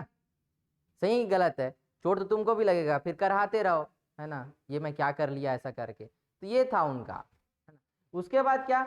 उपवास, स्वदेशी और बहिष्कार, ये इनका मूल कॉन्सेप्ट है। बात नहीं बढ़ रही है आगे, है ना, यहाँ पे हम रुक रहे हैं कहीं पे या कुछ एक्स्ट्रा करना है, तो वो अंतिम विकल्प रखते थे किसको? उपवास को। किसको? उपवास को। नहीं, अब आमरण अनशन होगा, ठीक है। वो हिल गया उसके बाद आधा सिस्टम, ठीक है। गांधी जी के आधा पतले होने का तो सबसे बड़ा राज तो यही है ना, उपवास। नहीं तो फिर अच्छे खासे हेल्थी नहीं रहते क्या? हम भी देखते थोड़ा सा सरदार वल्लभ भाई पटेल टाइप का, एकदम थोड़ा सा ऊंचा लंबा चौड़ा कद वाला एक बलिष्ठ आदमी ऐसा हमारा नेतृत्व कर रहा है करके। उल्टा था ना, अब उपवास रखेंगे आदमी तो फिर ऐसे ही होगा। तो गांधी जी का कार्य पद्धतियों में उपवास, स्वदेशी और बहिष्कार, यह अगला उनका चरण होता था। और उपवास अंतिम विकल्प होता था, जब आंदोलन को चरम पे पहुंचाना है या कोई मांगे स्वीकार नहीं की जा रही, तो अब हम क्या करेंगे? उपवास करेंगे, ऐसा वाला। तो उनका पहला उपवास कब रखा गया? अहमदाबाद मिल मजदूर आंदोलन के समय। मिल मालिकों ने बोला कि हम 20% बोनस देंगे मजदूरों को, नहीं मैं 35 बोला हूं, 35 ही मिलना चाहिए, कल से आमरण अनशन प्रारंभ, ठीक है। तो भारत का पहला सफल आमरण अनशन या पहला सफल उपवास है गांधी जी का वो, ठीक है। और 35% बोनस देने को मिल मालिक तैयार हो गए फिर, ठीक है। ऐसे मनाते हैं, ठीक है। घर में तुम लोग को भी अगर कुछ नहीं मिल रहा होगा ना तो एक दिन उपवास रख दो, मैं खाना नहीं खाऊंगा, ठीक है। उल्टा होता है आजकल, मत खा बोल देते हैं घर वाले भी, है ना। आज मैं खाना नहीं खाऊंगा, ठीक है, मेरे को ये आप दिलाओ, नहीं तो मैं आज खाना नहीं खाऊंगा, ठीक है। ले ठीक है, एक टाइम का खाना बची, भूख लगी जबरदस्ती खुद जाके निकाल भी, ऐसी कहते हैं हमारे माँ तो। सही गलत है ना, उल्टा हो जाते भाई। आज डेट में नहीं चले उपवास था। उसके बाद क्या? एक बहुत बड़ी थ्योरी है, संघर्ष विराम संघर्ष। संघर्ष की नीति है यहाँ पे दो एक कॉन्सेप्ट बता रहा हूँ, दो सिद्धांत बता रहा हूँ गांधी जी के। एक संघर्ष विराम संघर्ष, संघर्ष की नीति है, ठीक है। अब यहां पर गांधी जी के ना कुछ आंदोलनों को, उदाहरण को, ईयर को लिखता हूं, उसके बाद कैसे विराम हुआ, कैसे संघर्ष हुआ, हम उसको आगे पढ़ेंगे ही पढ़ेंगे। लेकिन संघर्ष विराम संघर्ष की फिलॉसफी गांधी जी की सबसे बेस्ट फिलॉसफी है। वो कहते हैं कि किसी विषय को लेकर या किसी मुद्दे को लेकर अगर हम संघर्ष कर रहे हैं ना, तो लगातार संघर्ष नहीं कर सकते, बोलते हैं। क्या नहीं कर सकते? लगातार संघर्ष नहीं कर सकते। अब मैं आप लोग को बोलूंगा कि रोज यहां से आप लगातार दौड़ते जाओ दौड़ते जाओ दौड़ते जाओ दौड़ते जाओ करके दौड़ लोगे क्या? हो जाएगा क्या? नहीं। मैं बोलता हूं आप दिन रात साइकिल चलाते रहो। अब स्ट्रगल को समझा रहा हूं तो समझना थोड़ा सा, मैं भावनाएं हो सकती है मेरी दकियानूसी टाइप के या बेकार टाइप के भी एग्जाम्पल्स हो सकते हैं, है ना, लेकिन समझना बात को, विषय कहां पर है, ठीक है। भावनाओं को समझो, बोलते नहीं है, भावनाओं को समझो, शब्दों में क्या रखा है, ठीक है, भावनाओं को समझो, ठीक है। मैं आपको कंटिन्यू कोई वर्क करने के लिए बोल रहा हूं, आप थकोगे? आगे बढ़ पाओगे क्या? आप अपने लक्ष्य तक पहुंच पाओगे क्या? नहीं। तो गांधी जी ये कहते हैं कि अगर हम किसी मुद्दे को लेकर संघर्ष कर रहे हैं तो बीच में एक विराम भी लेना जरूरी है। क्या लेना जरूरी है? विराम, ताकि आगे चलकर जो है ना संघर्ष जो है ना हमारा और उसी ऊर्जा के साथ में स्टार्ट हो। अब ऐसे कहां गांधी जी के आंदोलन में देखने को मिलता है? तो आप ध्यान दो सन 1920 में गांधी जी ने एक बहुत बड़ा आंदोलन छेड़ा जिसको हम असहयोग आंदोलन के नाम से या नॉन कॉपरेशन मूवमेंट के नाम से जानते हैं। ठीक है, ये हो गया। अब गांधी जी ने विराम कहां लाया?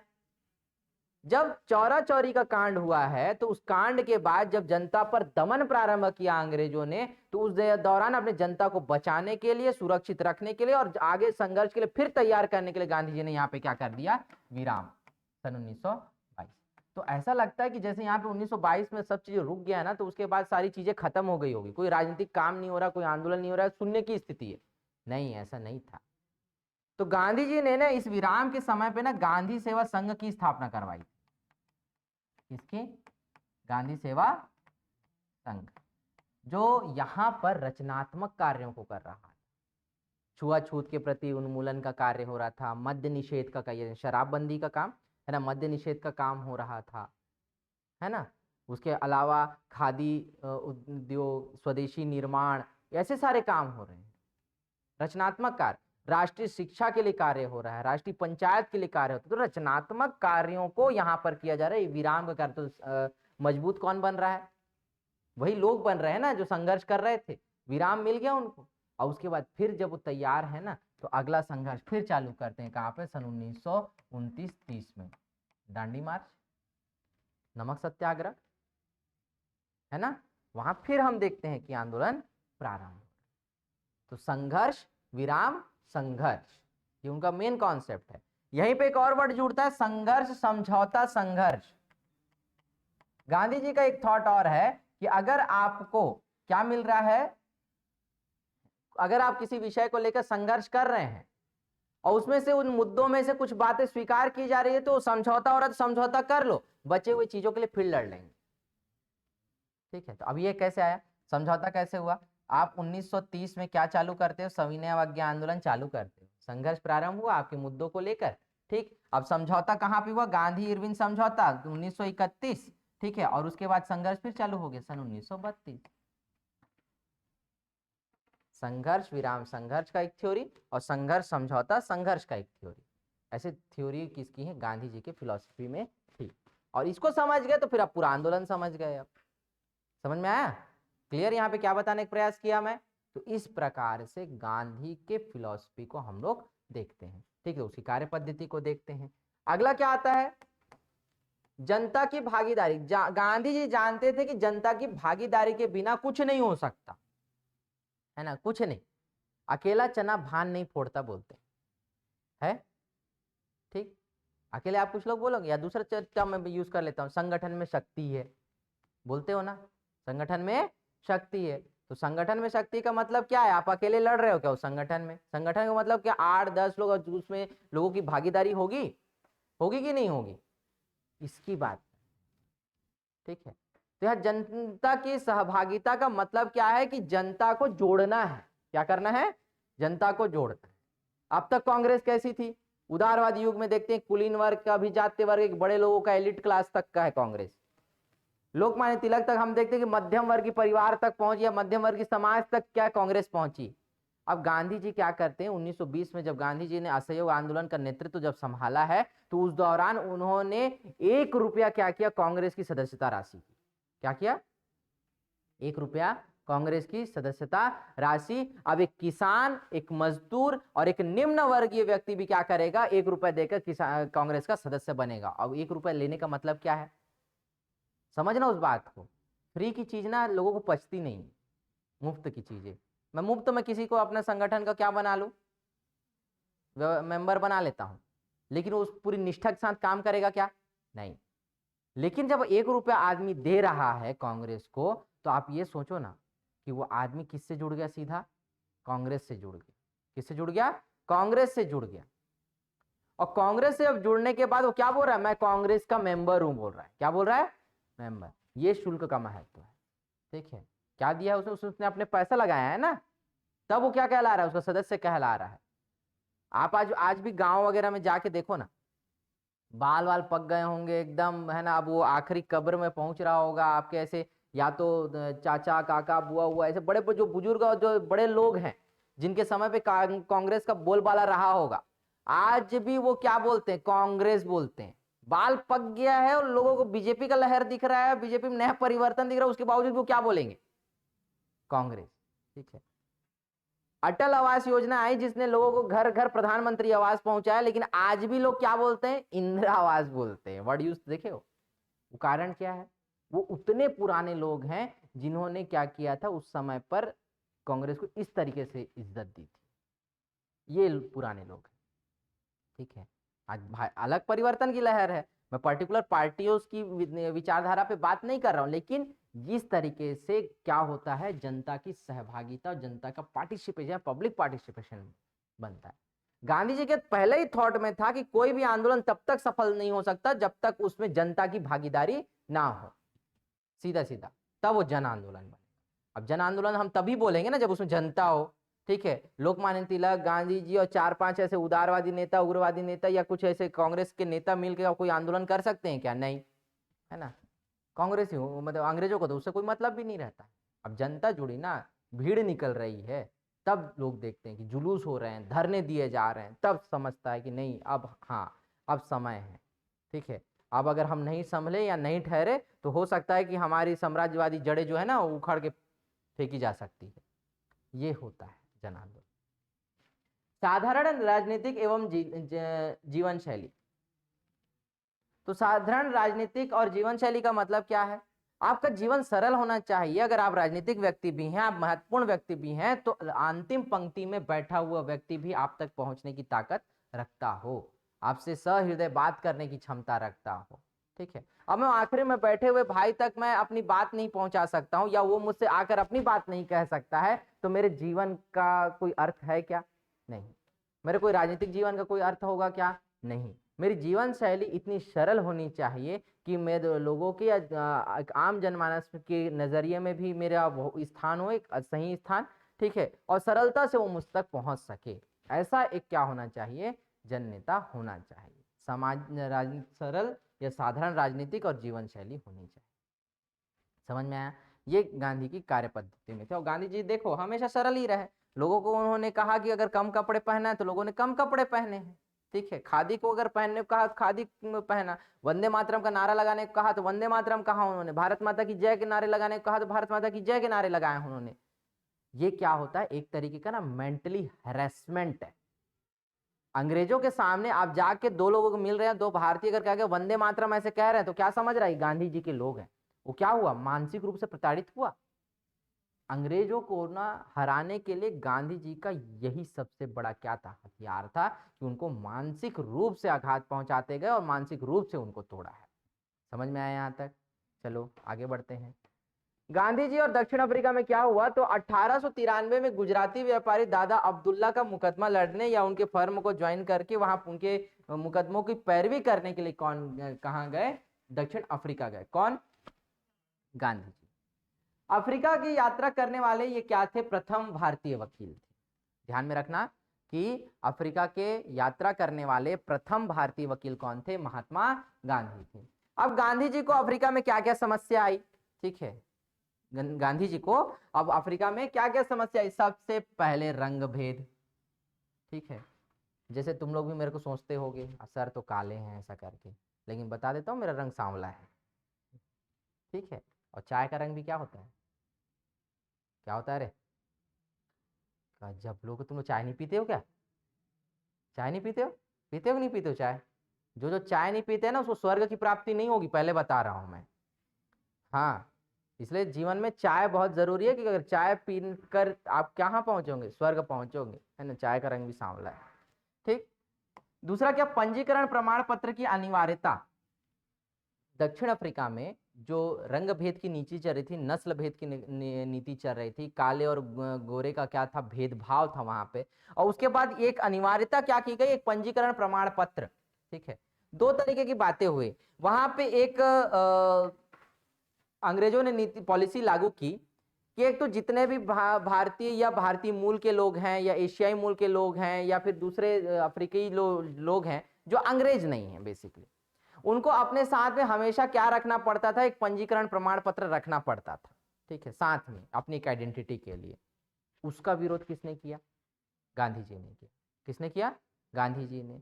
दूसरा एक चीज क्या था कि वहां ये कहा गया कि जितने अफ्रीकी और एशियाई या भारतीय मूल के जो लोग हैं, यदि उनका विवाह, ठीक है, अब दंपतियों की बात हो रही, यदि उनका विवाह ईसाई धर्म की मान्यताओं के हिसाब से या चर्च में उनका विवाह नहीं हुआ है, तो उनका विवाह क्या माना जाएगा? अवैधानिक माना जाएगा। ठीक है, ऐसा वो है, स्टेटमेंट है, पूरी ऐसी पॉलिसी बनी थी। ठीक है, और इसको अच्छे से और समझना या देखना है ना, इस क्लिपिंग को थोड़ी सी अच्छे से, तो ना एक मूवी आई थी 1983 में, है ना, 1983 या 1984 समथिंग कुछ में एक मूवी आई थी, गांधी, यूट्यूब पे मिल जाएगी आपको, उस मूवी को एक बार देखना। रिचर्ड एटनबरो इसमें गांधी का रोल भी अदा किया है और उसका डायरेक्टर भी वही था, रिचर्ड एटनबरो, है ना। तो उस मूवी को ऑस्कर मिला है। वो मूवी कहाँ गई? ऑस्कर, मतलब वो ऑस्कर विनिंग मूवी है, वो मूवी को देखना है एक बार।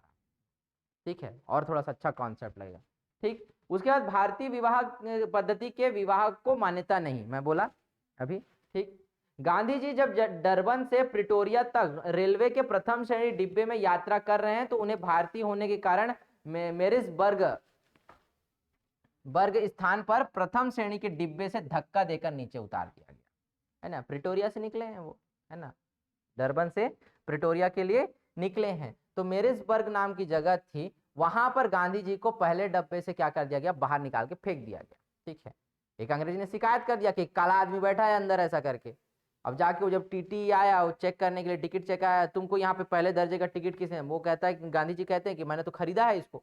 ठीक है, मैं तो खरीद कर लाया हूँ इसको, तब मैं यहाँ बैठा हूँ, मैं नहीं उतरूंगा यहाँ से। नहीं, तुमने किसी से खरीदवाया होगा, किसी गोरे से, या ये तुमने किसी से छीना होगा, ऐसा कहते हैं। और उसके बाद अगले स्टेशन पे उनको अगले अपने कहना चाहिए कि जो निम्न दर्जे का डिब्बा होता है उसमें जाने को कहते हैं, और नहीं जाओगे तो तुम्हारे सामान सहित बाहर फेंक देंगे, ऐसा कहते हैं। गांधी जी को वहां फेंक दिया। एक्चुअल में गांधी उसी दिन जन्मा, जिस दिन नस्ल भेद का और रंग भेद का जब गांधी जी शिकार हुए, एक्चुअल गांधी उसी दिन जन्मा, और उसके बाद हम आज तक हम गांधी का नाम लेते हैं। ठीक है, तब गांधीवाद को हम पढ़ते हैं, और तब आज हम ये कहते हैं कि गांधी का देश है, गांधी भारत जो है ये गांधी का देश, ये बनाया हुआ गांधी का, ऐसा कहते हैं। हालांकि कुछ चीज़ें नेगेटिव एस्पेक्ट में भी है, मैं उसकी चर्चा नहीं करूंगा, लेकिन जब हम पढ़ रहे हैं इसको, तो गांधी की उन चीज़ों को हमको कहना आवश्यक है। क्लियर है? समझ में आया यहाँ तक? ठीक, यहाँ तक एक घटना हुई है। गांधी जी की प्रतिक्रिया क्या हुई अब अंग्रेजों के विरुद्ध? पहले गांधी जी क्या थे? उदारवादी थे, मॉडरेट थे। कब से कब तक? 1894 से लेकर 1906 तक। लेकिन गांधी जी उसके बाद क्या हो गए? फिर सत्याग्रही हो गए। क्या हो गए? सत्याग्रही। अब गांधी जी को अब समझ में आया कि यहां पर अब क्या करना पड़ेगा? नॉन वायलेंट अपोजिशन में खड़ा होना पड़ेगा, यानी कि अहिंसात्मक प्रतिरोध में आना पड़ेगा। और उसके बाद फिर क्या है? गांधी जी को का जो सत्याग्रह और जो मूवमेंट स्टार्ट हुआ, उस मूवमेंट के बाद दक्षिण अफ्रीका में अंग्रेजी सरकार को घुटने टेकने पड़े, अपनी सारी पॉलिसियां रद्द करनी पड़ी, और उसके बाद उसके लिए जांच कमीशन बैठाना पड़ा। और गांधी जी उसके बाद फिर कहाँ वापस लौटते हैं, है ना, गांधी जी को जेल में भी डाला गया, फिर भी यह आंदोलन नहीं रुका। ठीक है, गांधी जी की पत्नी, गांधी जी सब जेल में चले गए, उसके बावजूद भी आंदोलन नहीं रुका। ठीक है, उसके बावजूद भी। और उसके बाद हम ये देखते हैं कि गांधी के को जब रिहा किया जाता है, आंदोलन स्थगित करवाया जाता है, गांधी जी आंदोलन स्थगित करते हैं, तो गांधी जी जब वापस भारत आना चाह रहे हैं ना, तो उस दौरान उनके पास तो पैसे भी नहीं थे, है ना। तो एक तो कार भी अपने लिए वो खुद गवर्नर से मंगवाते हैं, और दूसरा गवर्नर के सचिव से वो कुछ 7 शिलिंग लेते भी हैं कि मेरे पास घर जाने के लिए पैसे नहीं है, तो आप कुछ मुझे कुछ पैसे दे सकते हैं क्या, है ना। तो उन्हीं के पैसों से भारत वापस आए। ये है गांधी। ठीक है, काम हो तो ऐसा होना चाहिए, ठीक है, नहीं तो नहीं, है ना। इसलिए बोलते हैं हमेशा, है ना, मारो तो हाथी और लूटो तो बैंक। बोला है ना, काम बड़ा करो, मतलब कहावत है नहीं। चलो, दक्षिण अफ्रीका में गांधी जी के क्या क्या कार्य थे? सबसे पहले 1894 में गांधी जी ने नटाल इंडियन कांग्रेस की स्थापना की। किसकी? नटाल इंडियन कांग्रेस की स्थापना की। इन्होंने यहाँ पर इसी के अधीन कुछ पत्रिकाएं, कुछ मैगजीन निकाला, कुछ नहीं, एक ही मैगजीन का, इंडियन ओपिनियन। ये प्रश्न हमेशा पूछता है कि गांधी जी द्वारा निकाला गया या दक्षिण अफ्रीका में रहने के दौरान गांधी जी के द्वारा निकाली गई पत्रिका का नाम क्या है? तो क्या है मेरे भाइयों एवं बहनों, जोर से बोलो एक बार और, भारत माता की। हाँ तो थोड़ा सा आवाज बुलंद रखो ना। इंडियन ओपिनियन अखबार निकाला, ये 4 लैंग्वेजेस में निकलती थी, गुजराती, हिंदी, अंग्रेजी और तमिल। ठीक है। इसके बाद 1904 में गांधी जी ने डरबन में फिनिक्स आश्रम की स्थापना की और टॉल्स्टॉय आश्रम की स्थापना 1902 में की। ठीक है, ध्यान में रखना है ना। कहाँ किया था? जोहान्सबर्ग में। डरबन में फिनिक्स आश्रम की स्थापना 1904 में।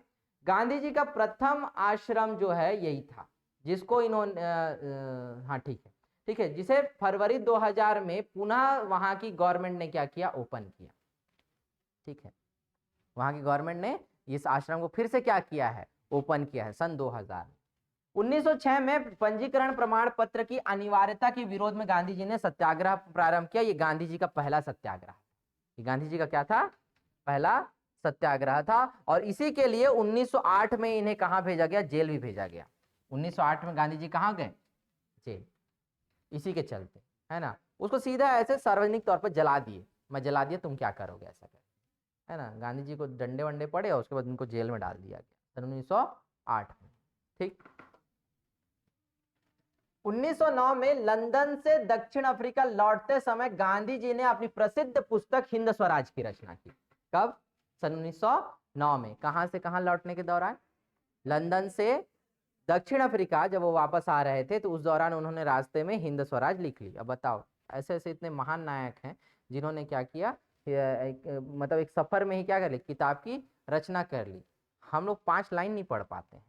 ठीक है, सही है कि गलत है? आधा टाइम तो सेल्फी लेने में निकल जाता है ना। माई न्यू मॉर्निंग ऐसा वाला से, सही गलत है ना। आज दोस्तों के साथ सफर में ये दुनिया, मतलब हर एक सेकंड सेकंड का स्टेटस तो हमारे उसमें रहता है, फोन पे रहता है। सही गलत है? हाँ, ऐसे ही मेरे बातों पे हाँ में हाँ मिलाते रहा कर। ठीक। 1910 में सत्याग्रह में शामिल व्यक्तियों की सहायता हेतु, अपने सत्याग्रहियों के लिए 1910 में सत्याग्रह में शामिल व्यक्तियों की सहायता हेतु जर्मन शिल्पकार कालेन बाख की सहायता से उसने टॉलेस्टाय आश्रम की स्थापना की थी। उसको 1902 में उन्होंने उसका फाउंडेशन रखा था, लेकिन पूरी तरीके से व्यवस्थित करने का काम 1910 में हुआ, है ना। तो कालेन बाख जो एक जर्मन शिल्पकार था, जर्मन आर्किटेक्ट था, उसी के सहायता से उन्होंने 1910 में टॉल्स्टॉय आश्रम को पूरी तरीके से व्यवस्थित किया और जितने भी उनके साथ सत्याग्रही थे आंदोलन के, उन सारे सत्याग्रहियों को वहां पर उन्होंने क्या किया? शरण दी या वहां रखने के लिए व्यवस्था किया। परिणाम क्या हुआ? सन 1914 तक भारतीयों से भेदभाव करने वाले अधिकतर कानूनों को क्या कर दिया गया? खत्म कर दिया गया। ठीक है, जिसमें वो मैरिज एक्ट भी था कि अगर आप ईसाई परंपरा के अनुसार अगर आपका विवाह नहीं हुआ है तो आपकी विवाह की मान्यता नहीं होगी। क्या लिखा था उस एक्ट में? मैं वो बता रहा हूं। उसमें यह लिखा था कि अगर कोई भारतीय स्त्री और पुरुष अपने घर में हैं, ठीक है, यदि वो विवाहित भी हैं और उनकी ईसाई परंपरा के अनुसार उनका विवाह नहीं हुआ है, तब उनके घर के बाहर खड़ा हुआ अंग्रेज उस महिला से उस तरीके का व्यवहार कर सकता है जो एक वेश्या के साथ किया जाता है। ये लिखा था उस एक्ट में। तब लोगों ने कहा था कि है ना, ईंट का जवाब पत्थर से देंगे ऐसा करके, लेकिन गांधी जी ने सबको रोका और कहा कि हम ईंट का जवाब पत्थर से देंगे तो सब चोटिल होंगे, है ना। इसलिए हम क्या करेंगे? सत्याग्रह करेंगे। और उन्हीं के प्रयासों से सन 1914 तक, गांधी जी के प्रयासों से या उनके द्वारा किए गए जो सत्याग्रह थे, उन्हीं के प्रयासों से हमें देखते हैं कि दक्षिण अफ्रीका में जितने भी भारतीयों के विरोध में जितने भी कानून बनाए गए, वो सारे के सारे कानून क्या किए गए? रद्द किए गए, समाप्त किए गए। उसके लिए जांच कमीशन बैठाए गए। और दक्षिण अफ्रीका के इतने लंबे दौरे के बाद अब गांधी जी 9 जनवरी 1915 को 21 वर्षों की एक लंबी यात्रा के बाद कहां लौटते हैं? भारत लौटते हैं। ठीक है, लेकिन जब गांधी जी भारत लौटे तो भारत लौटने के बाद उनकी छवि केवल और केवल वैश्विक थी। कुछ चुनिंदा लोगों के बीच में वो जाने जाते थे, लेकिन भारत की जनता गांधी को अभी नहीं जानती थी। ये सफर है अब यहां से 1915 से 1947 तक का, कि वो एक वैश्विक स्तर के नेता से एक राष्ट्रीय स्तर का नेता बना। ये गांधी के लिए अहम है।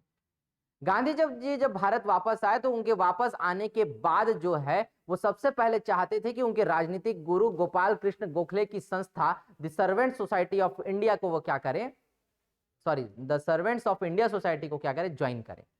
लेकिन उनके सदस्यों ने गांधी जी की सदस्यता स्वीकार नहीं की, गांधी जी को सदस्य बनाना नहीं चाहते थे। तब गोपाल कृष्ण गोखले ने गांधी जी को एक सलाह दी कि अगर तुमको भारत में यहाँ या भारत की परिस्थितियों को समझना है या भारत में अब सरवाइव करना है तुमको, तो सबसे पहले भारत का भ्रमण प्रारंभ करो, भारत के परिवेश को समझो, भारत की राजनीति और भारत की हवा को समझो, तब उसके बाद तुम क्या कर सकोगे, भारत में नए विचार को जन्म दे सको। तब गांधी जी ने उनकी बात मानते हुए पूरा क्या किया, भारत का भ्रमण किया। और इसी दौरान सन 1916 में लखनऊ कांग्रेस में जब वो पहली बार क्या कहते हैं कांग्रेस अधिवेशन में शामिल होते हैं, तो वो एक ऐसा गेस्ट उसमें शामिल हुए थे, है ना, सब बुलाया जाता नहीं लोगों को, तो एज अ गेस्ट उसमें शामिल होते। तो वहीं पे राजकुमार शुक्ल की उनसे मुलाकात होती है और उनसे आग्रह करता है चंपारण आने के लिए, और यहीं से फिर गांधी जी के प्रारंभिक आंदोलन क्या होते हैं, प्रारंभ होते हैं। चंपारण में उन्होंने 3 कठिया पद्धति या नील के लिए होने वाली जो खेती थी, है ना, उसके खिलाफ फिर गांधी जी ने मूवमेंट स्टार्ट किया, जिसको हम लोग चंपारण सत्याग्रह के नाम से जानते हैं, सन 1917 का, सन 1917। ठीक है, समझ में आया यहाँ तक, क्लियर है? ठीक है, तो बढ़ते हैं हम लोग आगे अब, है ना, अपने अगले चरण की ओर। तो महात्मा गांधी का भारत आगमन से और उनके प्रारंभिक आंदोलन पे क्या क्या हुआ, तो अब ध्यान में देना। प्रथम विश्व युद्ध इस दौरान चल रहा है जब गांधी जी वापस आए। चंपारण सत्याग्रह स्टार्ट हुआ, इनका पहला प्रारंभिक आंदोलन है। दूसरा उसके बाद खेड़ा सत्याग्रह, अहमदाबाद मिल मजदूर आंदोलन, रॉलेट एक्ट, जलियांवाला बाग और सेवर्स, है ना, इसको सेब्रे की संधि बोलते हैं या सेवर्स की संधि हम बोलते हैं। सेवर्स की संधि के अकॉर्डिंग क्या था, ध्यान में देना कि जो टर्की था, है ना, उसको जो जितने भी मित्र राष्ट्र हैं, फ्रांस हो गया, इटली हो गया, इन सब में क्या है, उसका बंटवारा हुआ। ठीक है, वर्साई की संधि के बाद एक संधि हुई थी उसी के अधीन, तो इसमें हम उसका एक इम्पैक्ट देखते हैं। उसी के लिए खिलाफत आंदोलन भारत में चालू भी हुआ था, लेकिन वो बटा ही। ठीक, जलियांवाला बाग हत्याकांड और रॉलेट एक्ट हम लोग अगली क्लास में देखेंगे, क्योंकि ये बहुत बड़ा एक अलग चैप्टर है। ठीक है, इसमें कंप्लीट नहीं हो सकता, इसलिए आज हम गांधी जी के कुछ प्रारंभिक आंदोलनों को देखेंगे। ठीक है, तो जो शुरुआत के 3 प्रमुख जो है, तो प्रथम विश्व युद्ध जिस समय 9 जनवरी 1915 को गांधी जी भारत वापस लौटे, तो इस समय जो है भारत मतलब पूरे विश्व में क्या चल रहा है, प्रथम विश्व युद्ध चल रहा है। तो प्रथम विश्व युद्ध कब से कब तक हुआ, सन 1900, ये लिखा हुआ है, तो 1914 से 1918। ठीक है, इस समय गोपाल कृष्ण गोखले को गांधी जी ने अपना राजनीतिक गुरु माना था और उन्हीं से आज्ञा ली और उनसे पूरा प्रेरणा लेकर पूरे भारत भर का क्या किया, भ्रमण किया। अब गांधी जी ने प्रथम विश्व युद्ध में कैसे सपोर्ट किया, प्रथम विश्व युद्ध में अंग्रेजों का गांधी जी ने समर्थन किया, और कारण क्या था कि अंग्रेजों ने स्टेटमेंट दिया था इस समय कि अंग्रेज युद्ध के बाद भारत को स्वराज प्रदान करेंगे। क्या प्रदान करेंगे, स्वराज प्रदान करेंगे। ये किसका स्टेटमेंट, मतलब किसका स्टेटमेंट था, अंग्रेजों का। इसीलिए गांधी जी अंग्रेजों का क्या कर रहे हैं, समर्थन कर रहे हैं। गांधी जी को भर्ती करने वाला इसी समय क्या कहा गया, सार्जेंट कहा गया। थोड़ी देर पहले बताया कि गांधी जी के लिए क्या क्या संबोधन किया गया था, तो उसमें एक वाक्य था ये, इंग्लैंड में गांधी जी को केसर ए हिंद की उपाधि दी गई। किसकी उपाधि दी गई, केसर ए हिंद की उपाधि, क्योंकि इन्होंने अंग्रेजों का समर्थन किया यहाँ पर, है ना, तिलक भी उसमें शामिल थे। 1 वर्ष तक भारत का इन्होंने क्या किया, भ्रमण किया, और उसके बाद अहिंसक प्रतिरोध या सत्याग्रह की नीति द्वारा भारतीय राष्ट्रीय आंदोलन को फिर इन्होंने आगे बढ़ाया। 1 वर्ष तक क्या किया है, पूरा भारत का भ्रमण किया है, भारत की आबो हवा को समझा है, और उसके बाद फिर अपने सत्याग्रह का प्रयोग इन्होंने प्रारंभ किया। और इनका पहला जो प्रयोग हुआ वो कहाँ हुआ, चंपारण में। कहाँ हुआ मित्रों, चंपारण। ठीक है, तो चंपारण सत्याग्रह को देखते हैं। तो चंपारण का कहाँ है, सन 1917 में हुआ। ये कहाँ है, बिहार में। कारण क्या था इसका, नील की खेती और 3 कठिया पद्धति, 3/4 भाग पर क्या करना पड़ता था, नील की खेती करनी पड़ती थी, ये अनिवार्य था। ठीक है, तो इसलिए फसल उत्पादन तो कम होगा ही होगा। ठीक, रासायनिक रंगों की खोज इस समय कहाँ हुई थी, जर्मनी में हुई थी। उसी को देखकर यहाँ पर क्या करवाया जा रहा था, नील की खेती करवाई जा रही। ठीक है, बड़े कारण थे इस समय। प्रतिक्रिया क्या हुआ, राजकुमार जो शुक्ल है, ध्यान में रखना, राजकुमार शुक्ल लखनऊ अधिवेशन में सन 1916 में किससे मिलते हैं, गांधी जी से मिलते हैं, और उन्हें पूरा विषय बताते हैं, और उसके बाद चंपारण आने का आग्रह करते हैं। अब गांधी जी कहाँ, गांधी जी ने चंपारण में सत्याग्रह का प्रथम प्रयोग किया। अपने सत्याग्रह मतलब गांधी जी का जो दक्षिण अफ्रीका का एक सफल प्रयोग है, अब वो वहां कहाँ करते हैं, भारत में चंपारण से प्रारंभ करते हैं। और ये सत्याग्रह इसलिए भी सफल हुआ कि गांधी जी के सत्याग्रह के विषय में अंग्रेज जानते थे, भारतीय नहीं। ठीक है ना। अब वही कहेंगे ना कि दूध का जला तो छाछ को भी फूंक के पिएगा। तो यहाँ पे जब अंग्रेज गांधी जी को जब किसानों के साथ खड़ा हुआ देखा और गांधी जी अब यहाँ पर नेतृत्व कर रहे हैं सत्याग्रह का, तब अंग्रेजी महकमे में यह था कि जो गांधी जी जो कह रहे हैं ना उसको क्या कर लेना चाहिए, अमल में ला लेना चाहिए। तब तीन कठिया पद्धति को क्या किया गया, रद्द किया गया और उसके लिए जांच के क्या दिए गए, आदेश दिए गए, कमीशन बैठाई। ठीक है। और यहाँ पे गांधी जी के साथ में कौन कौन थे, राजेंद्र प्रसाद, जेबी कृपलानी, आचार्य जेबी कृपलानी इनका नाम पूरा नाम, ठीक है, नरहरि पारेख, ब्रजकिशोर, महादेव देसाई जो गांधी जी का निजी सहायक है, ठीक, मजहर उल हक, शंभू शरण शर्मा, नारायण सिन्हा, सीपी एंड्रू जिसको गांधी जी ने दीन बंधु की उपाधि दी है, ठीक, और रामनवमी प्रसाद। ठीक है, क्या नाम, रामनवमी प्रसाद। ठीक है। तो इस तरीके से गांधी जी ने सबसे पहले चंपारण में अपने सत्याग्रह का प्रयोग किया और ये गांधी जी का सबसे सफल प्रयोग है पहला। ठीक है, गांधी जी का क्या है, पहला सफल प्रयोग है। ठीक है, अगला क्या परिणाम क्या हुआ, गांधी जी की सदस्यता वाले एक आयोग का गठन हुआ, तीन गठिया पद्धति समाप्त हुई। ठीक है, उसका जो परिणाम आ रहा था या उसका जो द्वेष है या उसका दोष जो है उसको बताने के लिए गांधी जी को भी उसमें क्या किया गया, एज अ मेंबर शामिल किया गया, जो कमीशन गठित की गई। दूसरा क्या, तीन गठिया पद्धति समाप्त हुई। बागान मालिकों को की जो अवैध वसूली का 25% हिस्सा लौटाने को कहा गया। ठीक है, जो बागान मालिक जो थे, जो नील की खेती करवा रहे थे, उनको ये कहा गया कि जो अवैध वसूली की गई है उसका 25% क्या किया जाएगा, लौटाया जाएगा। ठीक है, रविन्द्रनाथ टैगोर ने इस समय गांधी जी को किसकी उपाधि दी, महात्मा की उपाधि दी, बताया था थोड़ी देर पहले। ठीक है, तो गांधी जी को महात्मा कहा। एनजी रंगा ने चंपारण आंदोलन का क्या किया, विद्रोह किया था, विरोध किया था, सॉरी विद्रोह कहता हूं, विरोध किया, किसने, एनजी रंगा ने। ठीक है, गांधी जी ये गलत कर रहे हैं ऐसा कहते हैं। उसके बाद क्या कि गांधी जी का ये क्या था, पहला सफल सत्याग्रह। गांधी जी का क्या है, पहला सफल सत्याग्रह। क्लियर है ये एकदम, है ना। आगे बढ़ते हैं। तो अगला जो हमारा सत्याग्रह था वो कौन सा था, खेड़ा सत्याग्रह। खेड़ा सत्याग्रह कहाँ, गुजरात में। कारण क्या है, भीषण अकाल के बाद भी लगान वसूली जारी थी। क्या किया जा रहा था, भीषण अकाल पड़ा है उसके बाद भी लगान वसूली की गई।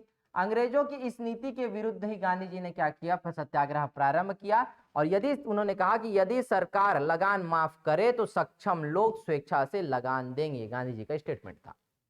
क्या कहा उन्होंने कि अगर सरकार लगान माफ करेंगे तो उसके बाद सक्षम जो लोग हैं वो क्या करेंगे, स्वेच्छा से लगान देंगे, कि जो लोग दे सकते हैं वो देंगे, है ना। और जो नहीं सक्षम है तो आप जबरदस्ती वसूलोगे तो ये क्या नहीं है, कारगर नहीं है। ठीक है, तो इसका परिणाम क्या हुआ, इसमें गांधी जी के साथ साथ कौन कौन शामिल हुए, विट्ठल भाई पटेल, इंदुल लाल याग्निक, है ना, महादेव देसाई और नरहरि पारेख। ठीक है, परिणाम क्या हुआ इसका, सरकार ने केवल सक्षम किसानों से लगान वसूली का आदेश दिया। तो मतलब दूसरा आंदोलन भी उनका क्या हो गया, सफल हो गया। अब आते हैं तीसरे आंदोलन पे, अहमदाबाद मिल मजदूर आंदोलन, या इसको अहमदाबाद मिल सत्याग्रह भी हम बोलते हैं, सन 1918 में हुआ। कब हुआ, सन 1918, गुजरात। कहाँ हुआ, गुजरात। कारण क्या था कि सन 1918 में मिल मालिकों ने बोनस समाप्त करने की क्या कर दी थी, घोषणा कर दी थी। कारण क्या था कि सन 1917 में जब प्लेग फैला तो प्लेग के दौरान मिल मालिकों ने किसानों कहता हूं, मिल मजदूरों को प्लेग का बोनस देना स्टार्ट किया था। अब अचानक घोषणा कर दी 1918 में उन्होंने कि बोनस बंद किया जाएगा। ठीक है, सडनली। ठीक, मिल मजदूरों द्वारा इस समय क्या किया गया, प्लेग के बोनस की क्या की गई, मांग की गई। ये दो प्रमुख कारण है। इस समय आंदोलन छेड़ा उन्होंने, शांतिपूर्ण और अहिंसक तरीके से काम बंदी और भूख हड़ताल की गई। और गांधी जी का ये प्रथम भूख हड़ताल है, पहला उपवास है गांधी जी का यहाँ पर। ठीक है, आंदोलन में गांधी जी के साथ इस समय यहाँ पर बेटी लिखा हुआ है, ठीक है, ये बहन है। ठीक है, मिल मालिकों में से एक अंबालाल साराभाई, उनकी बहन अनुसुईया बेन भी क्या थी, गांधी जी के साथ में शामिल थी। ठीक है, कौन, अनुसुईया बेन भी। ठीक है, तो अनुसुईया बेन इसमें क्या है, शामिल थी। और इस समय मिल मालिकों ने यह तय किया कि हम लोग क्या करेंगे, लगभग 20% इनको बोनस देंगे। ये मांग भी उन्होंने अपना प्रस्ताव रख दिया कि हम कितना प्लेग बोनस देंगे, 20%। लेकिन गांधी जी बिल्कुल इससे एग्री नहीं हुए। उन्होंने कितने बोनस की मांग की, 35% बोनस की मांग की, और ये स्वीकृत किया गया अंतिम में, है ना। उपवास पे बैठ गए। ठीक है, है ना। अब वहां से कोई व्यक्ति बैठेगा तो अगर अचानक कुछ हो गया तो उसका कारण कौन होगा, सामने वाला। तो 35% बोनस की मांग को क्या किया गया, गांधी जी के स्वीकार किया गया। और अहमदाबाद टेक्सटाइल लेबर एसोसिएशन का इस समय क्या हुआ, गठन हुआ। ठीक है। और गांधी जी का इस आंदोलन में ये पहला भूख हड़ताल था और पहला सफल भूख हड़ताल। ठीक है, यह पहला उनका निशान। ठीक है, समझ में आया। तो आज हम लोगों ने गांधी जी का परिचय, उनके प्रारंभिक आंदोलन और गांधी जी के दर्शनों को समझा, और इसी पर आधारित फिर आने वाले क्या होंगे, जितने भी मूवमेंट हुए वो सारे मूवमेंट अब इसी के बेसिस पर होगा। ठीक है, इसी विचारधारा पर। तो ये आज जो हम लोग टॉपिक देखेंगे, गांधीवाद का उदय या गांधी का उदय हम लोग, है ना, तो या गांधी युग का उदय। तो ये पूरी चर्चा आज हम लोगों ने की है। आई होप कि आप लोगों को समझ में आया होगा ठीक से। अगर नहीं आया होगा, आप लोग फिर से जाकर इस वीडियो को देख लेना, है ना। आप लोग को ऐप में डाल दिया जाएगा, नोट्स भी प्रॉपर पूरा डाल दिया जाएगा। कहीं पे डाउट होगा तो कल आप उसको क्लास स्टार्ट होने के 15 मिनट पहले पूछ सकते हो। ठीक है, क्लियर है पूरा, समझ में आया सबको ठीक से कि गांधी के थॉट में क्या था सारा चीज। ठीक, क्लियर है एकदम, पक्का, है ना। तो अब घर जाके एक बार रिवाइज करना चालू कर। ठीक है, और कुछ डाउट होता है तो आप एक बार जरूर पूछ सकते हो। ठीक है, चले, धन्यवाद। अब मिलते हैं अगली क्लास में।